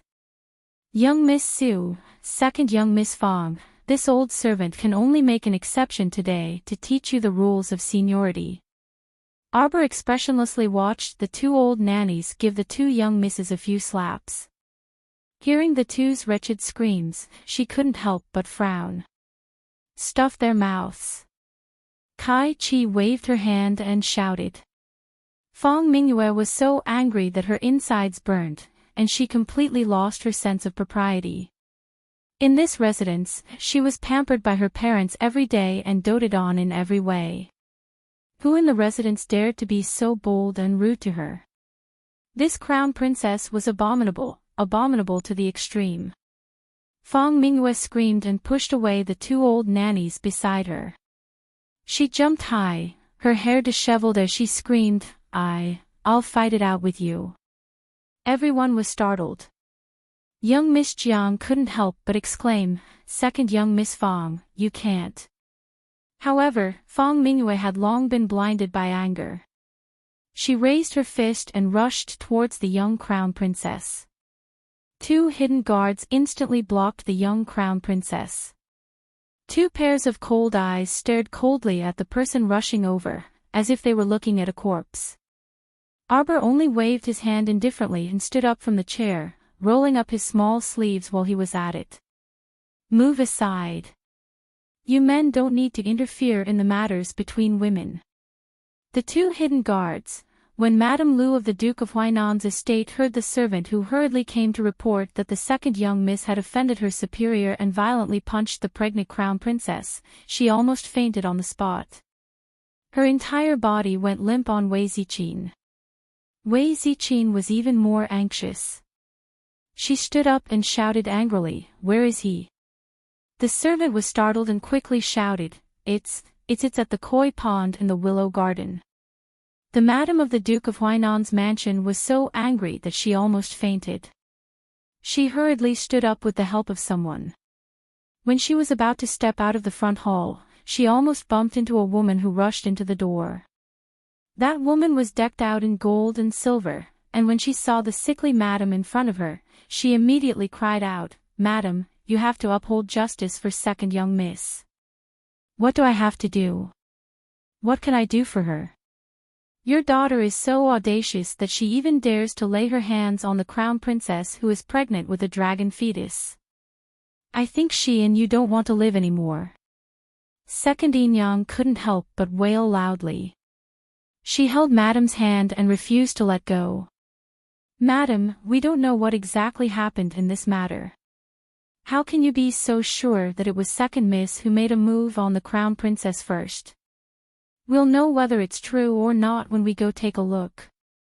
First Madam brusquely flung her hand away and said with a stern expression, moreover, so what if the Crown Princess made a move first? Can your daughter retaliate when the Crown Princess made a move? Let me tell you, don't say that the Crown Princess is pregnant with a dragon fetus right now and can't take the slightest fright. Even if she didn't. She hit your daughter, you have to endure it for me. You even rebelled and wanted to retaliate. You've lost your mind.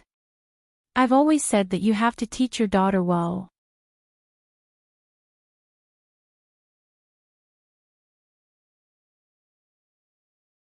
Chapter 51-56. And the result? You didn't listen. Now you've caused such a disaster for my family. Let me ask you, can you bear the responsibility? Second concubine sobbed and cried, First Madam, you can't leave my Mingyue alone. Old concubine Fang watched Mingyue grow up. If anything happens to her, we can't explain it to old concubine and old concubine. Explain it.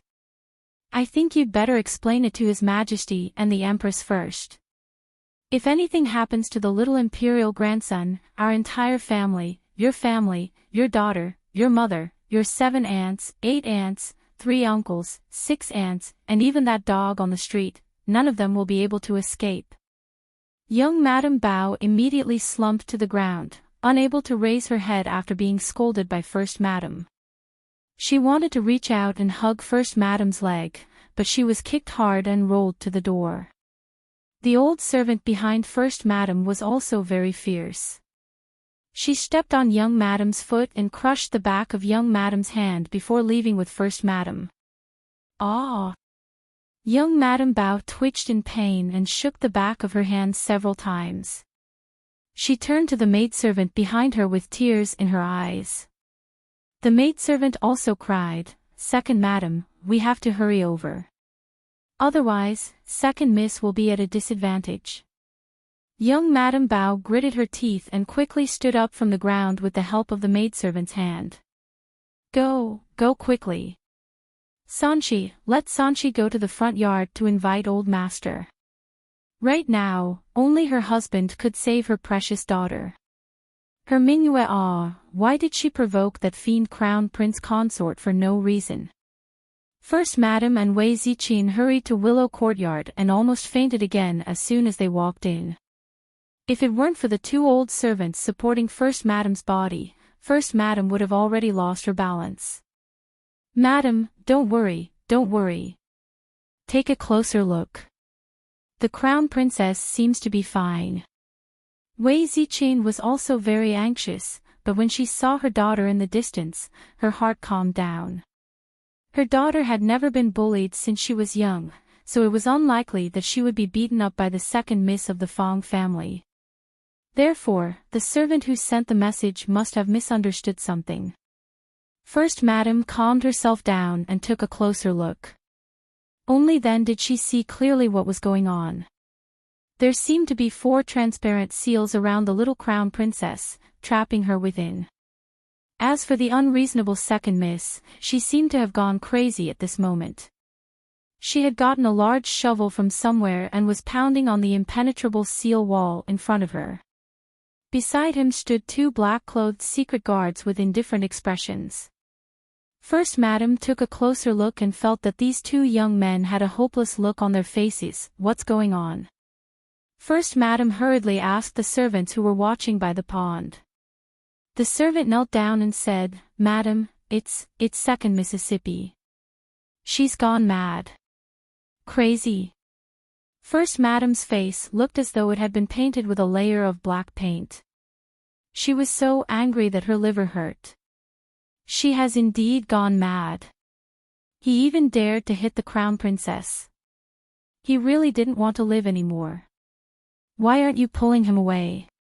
Are all of you dead? The servant was about to cry. It's not that we don't want to pull him away. It's just that the Crown Princess said to let Second Miss hit him and not to care about her. First Madame looked a little confused and didn't know what was going on. The little Crown Princess sat upright in the seal array. Her gaze was cold as she watched the second miss violently pounding on the barrier.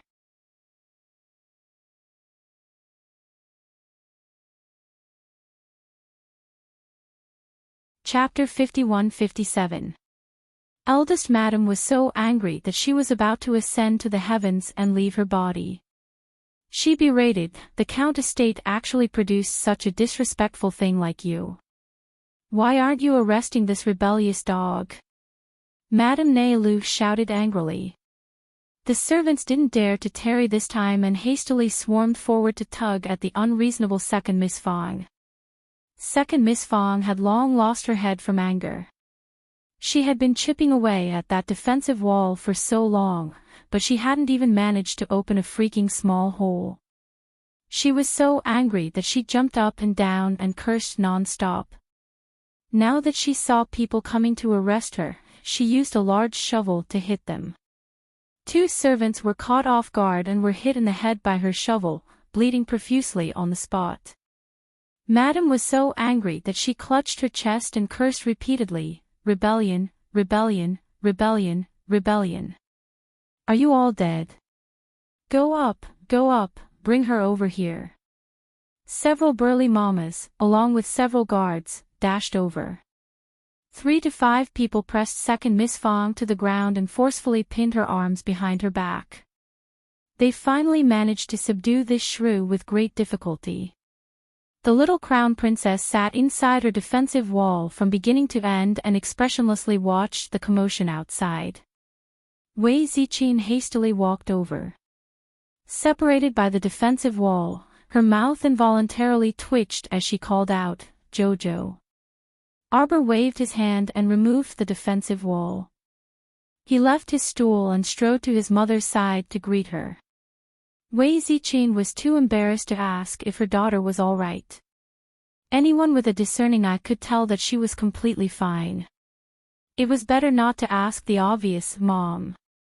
Arbor glanced at his mother and felt that his mother's expression was a bit conflicted and strange. Wei Ziqin coughed lightly and patted her daughter's small hand. It's fine. Mom just wanted to ask you, this what exactly happened? She was fine when she left just now, so how did second Miss Fong provoke her daughter so fearlessly in such a short time? The little stoic pursed her lips and said, "How would I know?" Wei Ziqin, he suddenly felt that he had nothing to say to his daughter. Fong Luiying, who was still standing by the side, hurriedly said, "Madam, there's no need to worry. Actually, it's nothing serious. It's just that second sister's reaction was too extreme." How exactly did second Miss offend the crown princess? First Madam reprimanded her harshly. The maids, whose faces were covered in dirt, lay on the ground, not daring to raise their heads.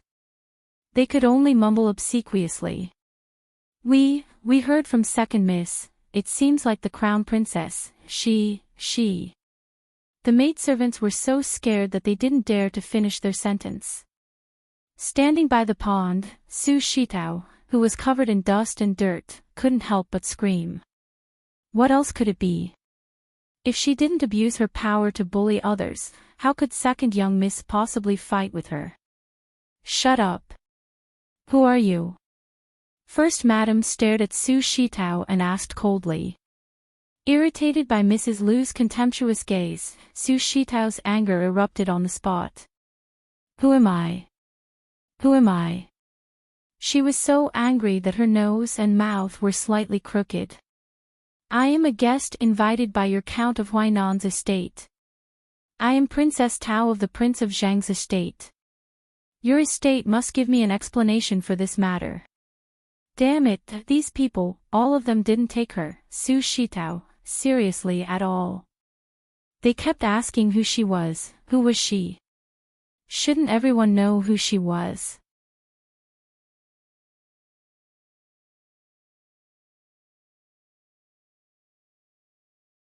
Chapter 51-58. She, impudent. Who are you referring to? First Madam shouted. Immediately, 2 nannies stepped forward and slapped Su Shitao's hand, which was pointing in the direction of Arbor. Su Shitao was so angry that his eyes turned red, but he hadn't shouted yet. He was frightened by the second young Miss Fong's piercing voice. Fong Mingyue was so angry that she couldn't stop kicking and twisting her body. She was tied up with a rope by 3 to 5 servants and the old nannies. They dragged her to First Madam and pressed her body down to kneel on the ground. Seeing that she was disobedient, the nannies were so angry that they pinched her arm a few times. Fong Mingyue shouted even louder. She exerted force on her wrists and flung one of the old nannies away. She kicked a servant in the chest. Everyone only heard a crisp, cracked sound. That person flew out and was heavily thrown into the corner of the wall. Her head tilted and she was on the verge of death. It could be seen that Fong Mingyue's kick was a killing move. The second young miss climbed up from the ground in a sorry state. She screamed at the top of her lungs, "You dare to treat me like this? You wicked servants! See if I don't cripple you all." The servants and old nannies were all silent out of fear. At this moment, they suddenly saw First Madam raise her hand and let a few nimble guards subdue the second young Mississippi. They couldn't help but sigh in relief. After all, the second young Mrs. Martial Arts were not bad and her cultivation was already a level 5 spiritual master. It was indeed difficult for these low-level servants to deal with her. However, the guards beside First Madam were different.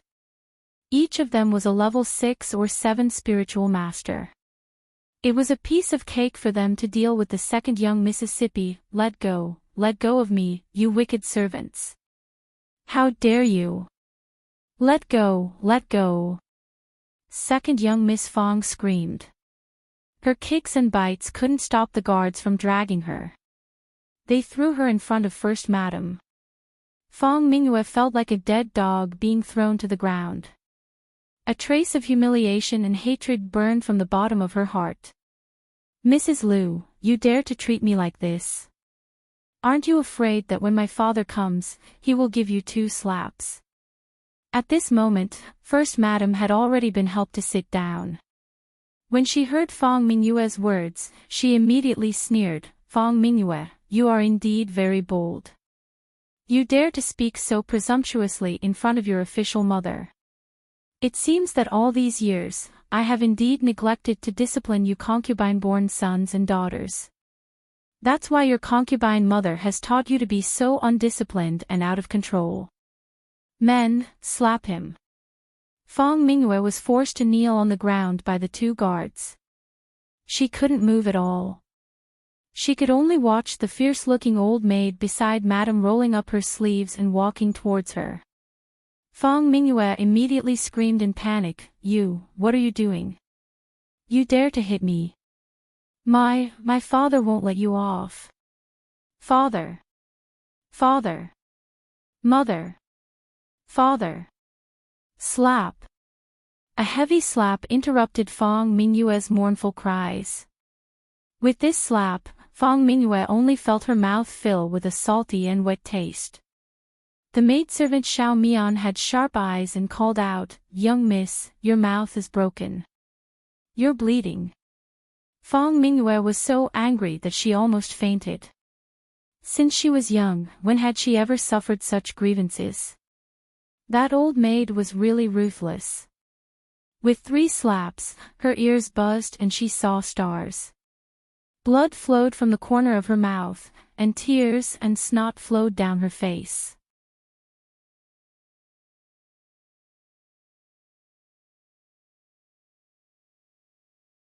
Chapter 51-59. Mingyue, my pitiful child ah. Little Madame Bao cried out in a shrill voice and stumbled towards them. She threw herself at her daughter and hugged her head tightly. She shouted, Who dares to come forward? Who dares to touch my daughter? If anyone dares to touch my daughter, I will fight them to the death. Pull second Madam away, First Madam said coldly. Madam, do you want to beat my daughter to death? Little Madame Bao glared at First Madam with a pair of venomous eyes and shouted angrily, You can't do this. My daughter is beautiful. If she is injured, Can your Liu family bear this responsibility? Fong Luiying immediately stood in front of her mother and shouted angrily, Second Madam, you dare to speak to Madam like this. If you want to beat my daughter to death, then beat me to death first. Even if I become a malicious spirit in my next life, I won't let you evil people off. What are you all doing? A man's angry shout came from the entrance of Willow Courtyard. For a moment, the bustling noises all fell silent. I've made a fool of myself in front of the heir and lords. Count Huainan Fong Xiangui cupped his hands at a young gentleman behind him. The heir of the Duke of Jianping, Mo Kun, had been waving the folding fan in his hand with a flirtatious smile. However, when he saw the little crown princess's expressionless face, he instantly froze. He almost knelt down in front of Count Huainan. You should have said earlier that you invited the crown princess. If you said you invited her, we wouldn't have come. Aren't you tricking your father? Of all the people you could trick, you tricked your grandfather.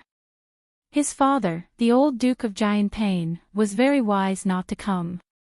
Why did he have to come to the Count of Huainan's estate? This time, he met the little fiend. The heir of the Duke of Giantpain slapped himself in the face. Everyone looked at him in bewilderment, their eyes wide open and their mouths wide open. Heir. Count Huainan looked at this young gentleman in confusion. Mo Kun came back to his senses and silently lit a candle for himself. He smiled stiffly. Just now, there seemed to be a mosquito. Everyone hurriedly nodded in agreement, surrounding him like stars surrounding the moon. However, Mo Kun took a few steps back and deliberately put on a nonchalant expression. He waved his hand and said, since Count Huainan has family matters to attend to, then this heir will not disturb you any further. Goodbye. Your Highness. Your Highness.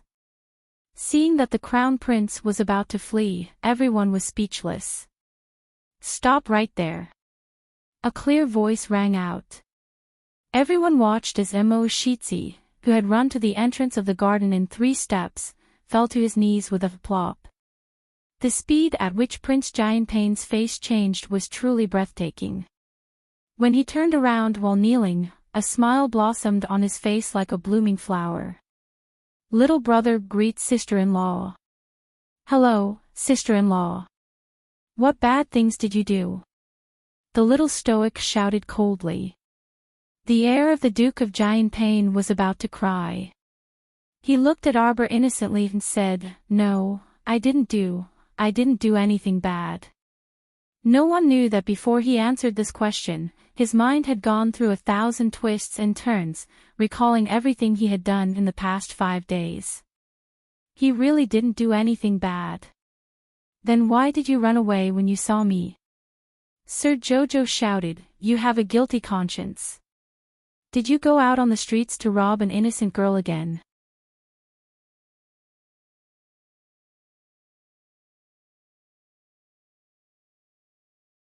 Chapter 5160.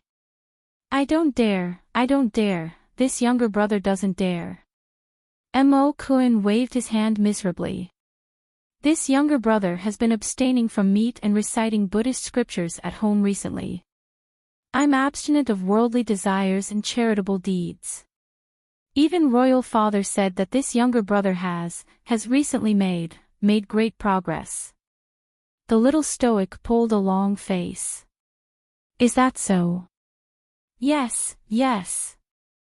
The king of Giantpain's heir nodded repeatedly like a chick pecking at rice. He said pitifully, Sister-in-law. Ever since this younger brother was taught a lesson by you. Then completely turned over a new leaf and became a new person. My royal brothers can all testify. Wei Ziqin couldn't help but twitch her mouth, and she looked at this child sympathetically. Look at how scared this child was. Their family's Jojo's deterrence was increasingly surpassing Ling Rant's. If I find out that you're doing any illegal activities again, even your father can't protect you. Be careful of your dog head. Arbor clenched his fists tightly, and a handful of fine sand leaked out from between his fingers. Mo Kun nearly pissed himself in fright, and he scrambled forward while howling repeatedly, Sister-in-law, sister-in-law. I swear. I've already been taught a lesson by you, sister-in-law. I won't bully the villagers again, won't do any bad things again. Fuck, lil sister-in-law is getting scarier. Such a sturdy rock turned into fine sand in a matter of minutes in her small hands. Whoa, how scary. How can elder brother stand such a shrew? So scary, women are so scary. Whoa, the little crown princess clapped her hands and waved expressionlessly like she was swatting a fly. Let's go. Thank you, sister-in-law, thank you, sister-in-law. Prince Mo was scared witless. He covered his head and scurried out of Willow Courtyard like a rat. He reckoned that he would have to take a detour whenever he saw Count Huainan's estate for the next 3 years. It was too scary. It was simply traumatizing. Prince Mo scurried out of Count Huainan's estate with his head in his hands and almost bumped into someone. "Hey, little Kuan, what are you doing? Why are you walking so carelessly? You almost bumped into the crown prince." A helpless voice rang next to his ear. Mo Kuan's tea. The crown prince, who was dressed in a brocade robe and had his hair tied up by a jade crown, was staring at him with a serious expression. The crown prince of the Duke of Eternal Peace and the crown prince of the Duke of Linchuan followed behind. The one who spoke was the crown prince of the Duke of Eternal Peace, Mo Lu, who was looking at him sympathetically. He winked at him, telling him to be tactful. Big brother. I didn't do anything. I really don't have one. Mo Lien looked at him expressionlessly. Why do you look so guilty? Did you offend your sister-in-law again? His wife still had to follow his mother-in-law to Count Huainan's mansion on rainy days. She hadn't come back for so long, so he had to pick her up. The crown prince was in a bad mood when he saw Mo Kuan.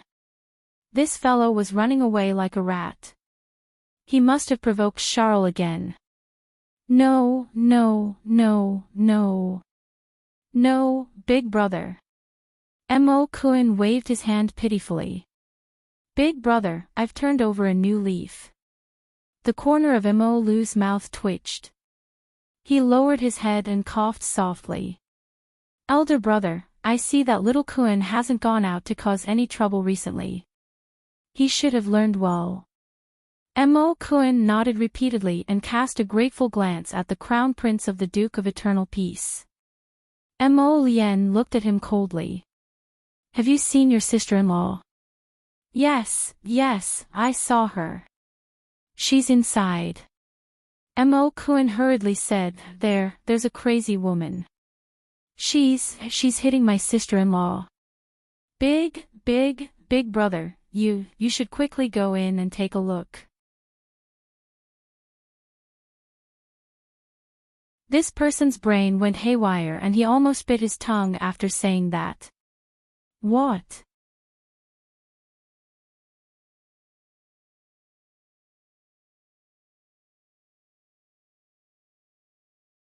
Chapter 5161. Mo Kuan couldn't care that much now. In any case, he was already unlucky enough. No matter what, he had to drag a few more unlucky people down with him. As long as he could successfully divert his brother's attention to others, he didn't care who he harmed. It was fine as long as he was fine. Greetings to the Crown Princess. Count Huainan stepped forward and bowed to Arbor with a complicated expression. Just based on the behavior of the Prince of Giantpain's heir, he had a rough idea of this Crown Princess. She wasn't someone to be trifled with.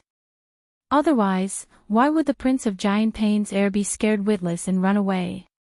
Moreover, which of the people around him wasn't a reputable official in court? But they all respectfully stepped forward to greet her with smiles like a spring breeze. Which one of them wasn't extremely courteous to the Crown Princess? From this, it could be seen that this expressionless little Crown Princess was quite powerful. Count Huainan's heart was in turmoil. He lowered his head to look at the weeping Madame Bao and his second daughter. He deliberated and said, Crown Princess, please forgive my daughter. My daughter is still young and doesn't know the rules. I don't know why she offended the Crown Princess. Husband. Madame Bao hugged her daughter and cried bitterly, Husband, you have to save us. Madame is forcing us to our deaths. Count Huainan coldly swept a glance at first Madame Lu. The latter didn't fear his cold gaze at all. She seemed to be used to Count Huainan's attitude and coldly replied, Husband, you don't know. When this madam came just now, I saw second Miss punching and kicking the Crown Princess through the defensive wall. This is the attitude of an official. Is this the upbringing of second madam in our Count Huainan's mansion? Count Huainan was rebuked by first madam and was so angry that he couldn't speak for a while. In the end, he only said dryly, "Then you don't have to beat them to death." "Husband, I'm not criticizing you, but there should be a limit to how much you spoil your daughter. Outsiders don't know and think that this madam doesn't know how to teach a concubine's daughter. But you don't know that in our Duke of Huainan's mansion, the daughters of concubines are raised and educated under the feet of concubines. Even madam can't interfere or make the decision." "Madam!" Madam Bao shouted angrily. "Did I say anything wrong?" First Madam Lu sneered. Today, Fang Mingyue dared to be so impudent and boldly offend the crown princess. Isn't it all because Lord and second concubine spoiled her? "Master, look at what Madam is saying." Little Madam Bao was furious. She clutched her chest and shouted, "How can this be caused by me and Master spoiling her? It's clearly, what is it?" First Madam couldn't help but sneer. Could it be that this stupid woman wanted to push all the blame to the little crown princess? She was too stupid, too hopeless. "All right, stop arguing." The Count of Huainan, Fang Xiangue, felt his face burning. With so many officials and colleagues present, his own family was in such a chaotic situation. How could he, the Count of Huainan, show his face? Crown Princess. Count of Huainan cupped his hands at the little stoic Crown Princess. "Please forgive my daughter's momentary anger for the sake of Grand Consort Fang." The little Crown Princess said crisply, "Unforgivable." Wei Ziqin covered her mouth with her handkerchief and coughed lightly to cover the laughter that almost came out. Her miss was a bit adorable no matter how she looked at her. Then she looked at second miss, who was kneeling on the ground with disheveled hair and a sorry figure, and felt even more disgusted.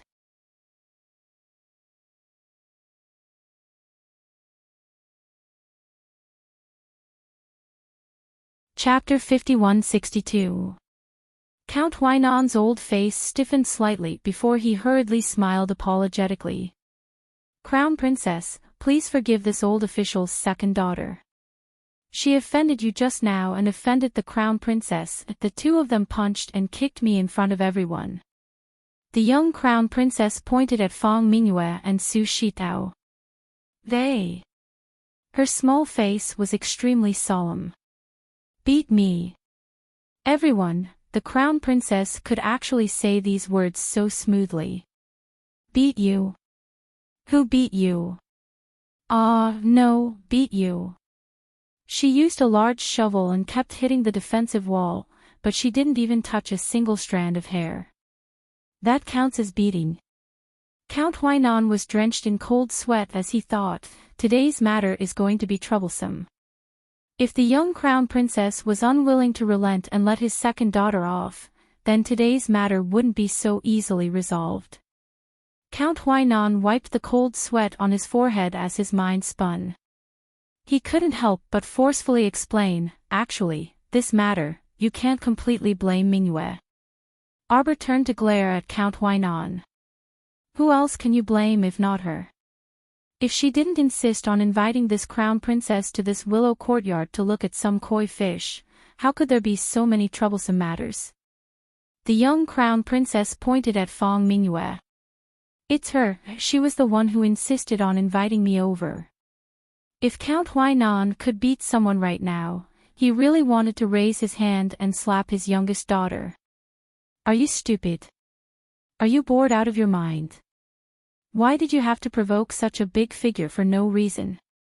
You invited her over, and now you're riding a tiger and can't get off. It's really easier to invite the devil than to send the devil away." Crown Princess. Can't she speak herself? Why does she keep asking you to interrupt her? The young Crown Princess waved her hand impatiently, directly interrupting Count Huainan's words. Just now, she hit this princess 168 times. Now, this consort wants to return the favor to her. Do you think this is fair? Everyone looked at the little Crown Princess in bewilderment. They saw that the crown princess's little stoic face was brimming with a sense of righteousness and seriousness. Her expression looked very serious. Everyone didn't think much of it and nodded their heads in agreement. There was nothing wrong with that. He had hit the crown princess 168 times, so it was reasonable for the crown princess to demand that he return the favor. Big bow. The young crown prince consort shouted. A small golem covered in black light emerged from the star field with a whoosh. The moment he landed, his body expanded to the height of an adult. He cupped his fists at Fang Xingui's family and said, "Uncle Fang, sorry for the offense. The crown princess has ordered that second Miss Fang be beaten 168 times. Execute it now. Anyone who obstructs the execution will be beaten as well." Then, under Fang Xingui's stupefied expression, the golem moved and jumped forward. Without another word, he picked up second Miss Fang, who was lying in Madame Bao's arms, and punched her chest. Ah! Second Miss Fang was hit to the ground, and she curled up in pain. The golem de Bao didn't have any tender feelings for the fairer sex and stood up by grabbing second Miss Fang's hair. Like a sack of rice, she grabbed second Miss Fang in her hands and slammed her left and right. Madame Bao fainted from anger. The maidservants and nannies on the side anxiously called out, "Second madam, second madam, second madam." Fang Xiangui gaped at the scene in front of him in disbelief.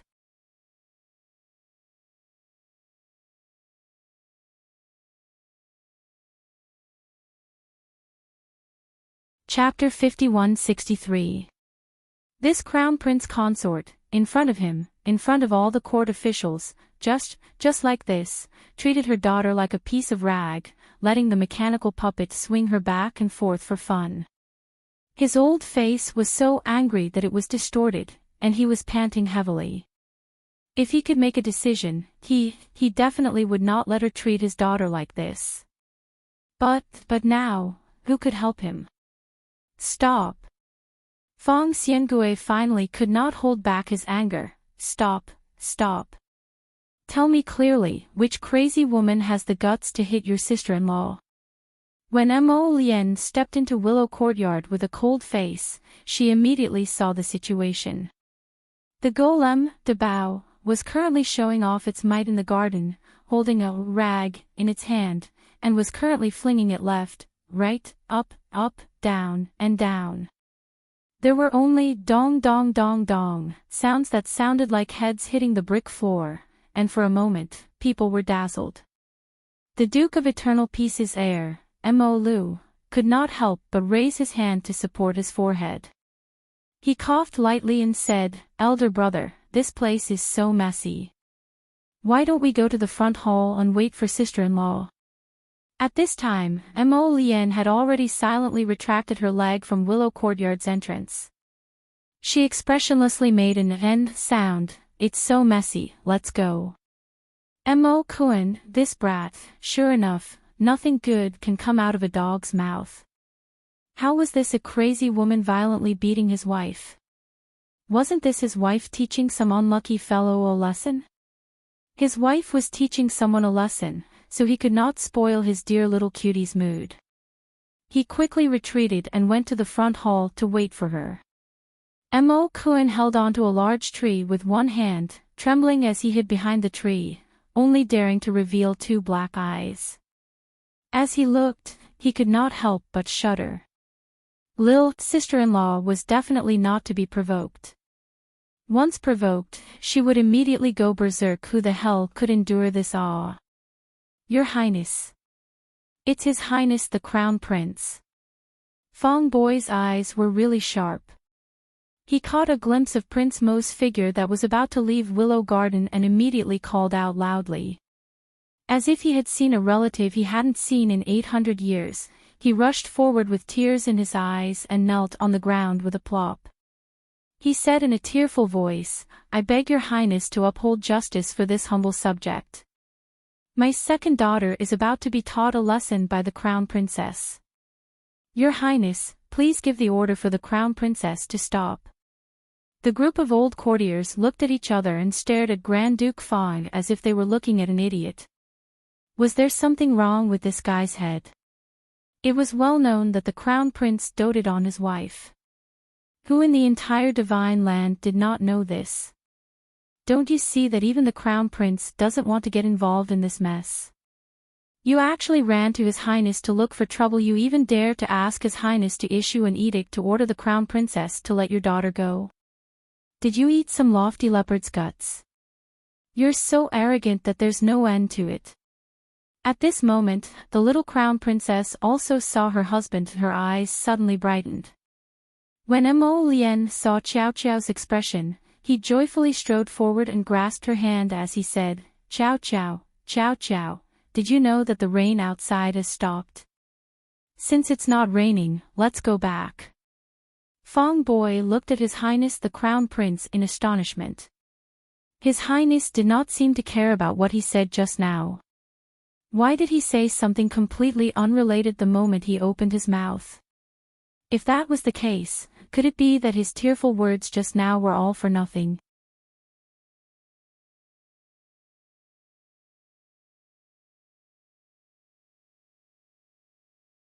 Chapter 51-64. At this moment, De Bayo had completed his 168th beating. He also released second young Miss Fong and threw her to the side. His gaze then turned to Su Shitao, who was hiding at the side. Su Shitao was about to faint from fright. Her entire body trembled as she cried out in alarm, Don't come over. Arbor, make this beast stay away from me. If you dare to treat me like this, my Prince Sheng's estate will not let you off." "How do you want to not let her off?" Prince Mo, who originally had a gentle smile on his face, immediately turned ruthless. His cold and sharp gaze shot toward Su Shitao. The latter jumped in fright and almost fell to the ground. Su Shitao's lips trembled, and her entire body couldn't help but shiver. She shook her head and said, Your Highness Crown Prince, I didn't mean it that way." Arbor raised his small hand and ordered, "De Bayo." "Yes, little master." De Bayo jumped in front of Su Shitao. His metal square face revealed a comical smile at her. "You just beat Master 168 times.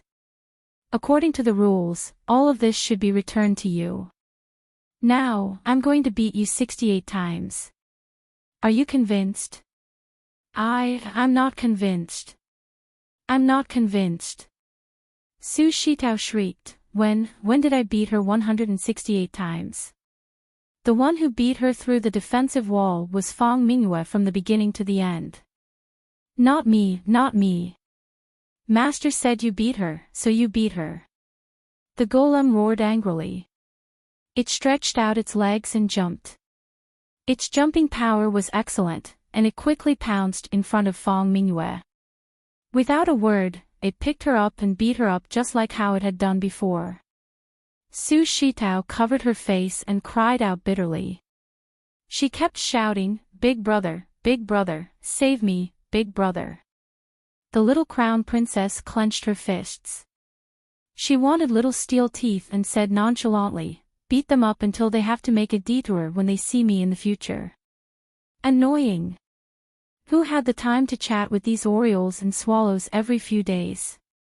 If she couldn't raise them properly, she would beat them up until they were all obedient when they saw her in the future. When the Empress received the news, it was already dinner time. Hearing that the young crown princess retaliated against the miss of Prince Sheng's mansion and the second miss of Count Huainan's mansion, she held her chopsticks in a daze. Empress! Empress! Jinju, who was always by her side, called out to her softly. The Empress came back to her senses and said with a sigh, "She looks like me. She looks exactly like me when I was young. If she could make a move, she would make a move. Who would be willing to talk nonsense with you all day long?" She was indeed by Wuxia's daughter-in-law. She was still as elegant as she was back then. The corners of the palace servants' mouths twitched. They coughed lightly and lowered their heads without saying a word. Men, pass on my orders. The Count of Huainan did not teach his daughter well, so he was fined half a year of his salary and suspended from court for half a month. As for the second miss of the Fong family, she actually dared to beat up the crown princess and the young imperial grandson in public. Just punish her. Punish her to go to Tsiyun Nunnery to cultivate for half a month, so that she can get rid of the evil aura all over her body. Crown Princess, the Fong family sent an apology gift. There are a total of 3 carriages parked outside the palace. The little Crown Princess was fiddling with a poisonous plant that she had recently cultivated. When she heard this, she didn't even raise her head. Accept it. What apology gift? It was clearly a gift from Fong Luiying to thank her. First, Madame Lu's illness should be getting better. Little Madame Bao followed her weeping daughter to the nunnery to take care of her.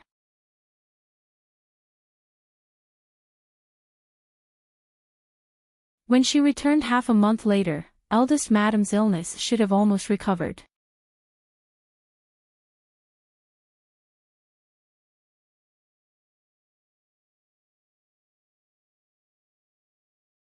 Chapter 5165. Dad, Big Brother, Boo-hoo. Su Shitao, who was in pain all over his body, lay on the bed and cried while pounding the bed, I don't care. I've been beaten to such a miserable state. I'm in pain all over. Big Brother, you must seek justice for me. Su-he also gnashed his teeth and said, Kong, you must give your sister an explanation for this matter. Explanation. Eunuch, you asked His Highness to give Su Shitao an explanation. What does His Highness want to explain? How can he explain it? Can His Highness climb over the wall to the East Palace with a sword and beat the Crown Princess in front of the Crown Prince? Or can he rush to His Majesty and the Empress with a whip and ask for an explanation? Consort Shi Yongyan sneered, Su Shitao, if you ask your big brother to seek justice, who can do it for your big brother? Sister-in-law. His Majesty said that Count Huainan didn't manage his family well, and his family was in chaos. He couldn't even manage his family well, let alone deal with the court affairs. Now, His Majesty personally issued an edict to punish Count Huainan's salary. Not only that, but he also ordered Count Huainan not to attend the court for half a month. Do you know how Count Huainan's unruly girl is now? She was sent to Tsiyun Nunnery by the imperial family to cultivate. His Majesty said that if she can't learn the rules and wash away the hostility on her, she shouldn't return to the capital. Do you understand? Don't return to the capital. Do you think His Majesty doesn't want to punish you? But you're smart enough not to fight with the Crown Princess directly. So His Majesty can't find a reason to punish you. But your brother, your big brother, he was implicated because of you. His Majesty even dismissed him from the inspection mission in Guangnan City and sent other imperial envoys to him. Enough. Mo Shikong shouted angrily and stopped Consort Shi Yongyan's endless words. Shi Yongyan couldn't help sneering. She glanced at Su Shitao, who was lying on the bed and howling, and her eyes were full of disdain and disgust. Do you think the second daughter of Count Huainan will have a good life in the future? The person she offended was the Crown Princess. Right now, the entire capital knows about her feisty temper. Do you think she can find a good family in the future? Who would marry such a girl? A woman who had been ordered by the emperor to go to Xiayun Nunnery to cultivate, devote herself to doing good deeds, and wash away her hostility, who else would dare to want her? She's completely finished. Have you said enough? Mo Shikong roared. Sister-in-law, I know. Do you dislike our family? Do you think that our family has come back and divided your properties in the prince's mansion? You've always despised our family. You think that we're outsiders and shouldn't fight with you for the gold, silver, pearls, and jade of this prince's mansion, and shouldn't come back to annoy you, right? But I am Big Brother's younger sister after all. Before you say these heart-piercing words, have you ever thought that I am your sister-in-law, Big Brother's younger sister? Ha, I'm just speaking the truth. If I said something unpleasant, please forgive me, younger sister. Princess Consort Jane could not help but sneer. I know. Sister-in-law, you've never treated us as your family. Younger sister, what are you talking about? You're His Highness's younger sister. How could His Highness not care about you? I'm sure Princess Consort doesn't have this idea. A soft voice emerged in the midst of all the crying and shouting. You're tuning into the LoveLore Library YouTube channel. We're so grateful for your support, and don't forget to subscribe to join us on this incredible journey through captivating stories. Your generosity through donations truly makes a world of difference, as it's the primary source of revenue that allows me to expand and enhance this channel for you. Thank you from the bottom of my heart for being a part of this adventure.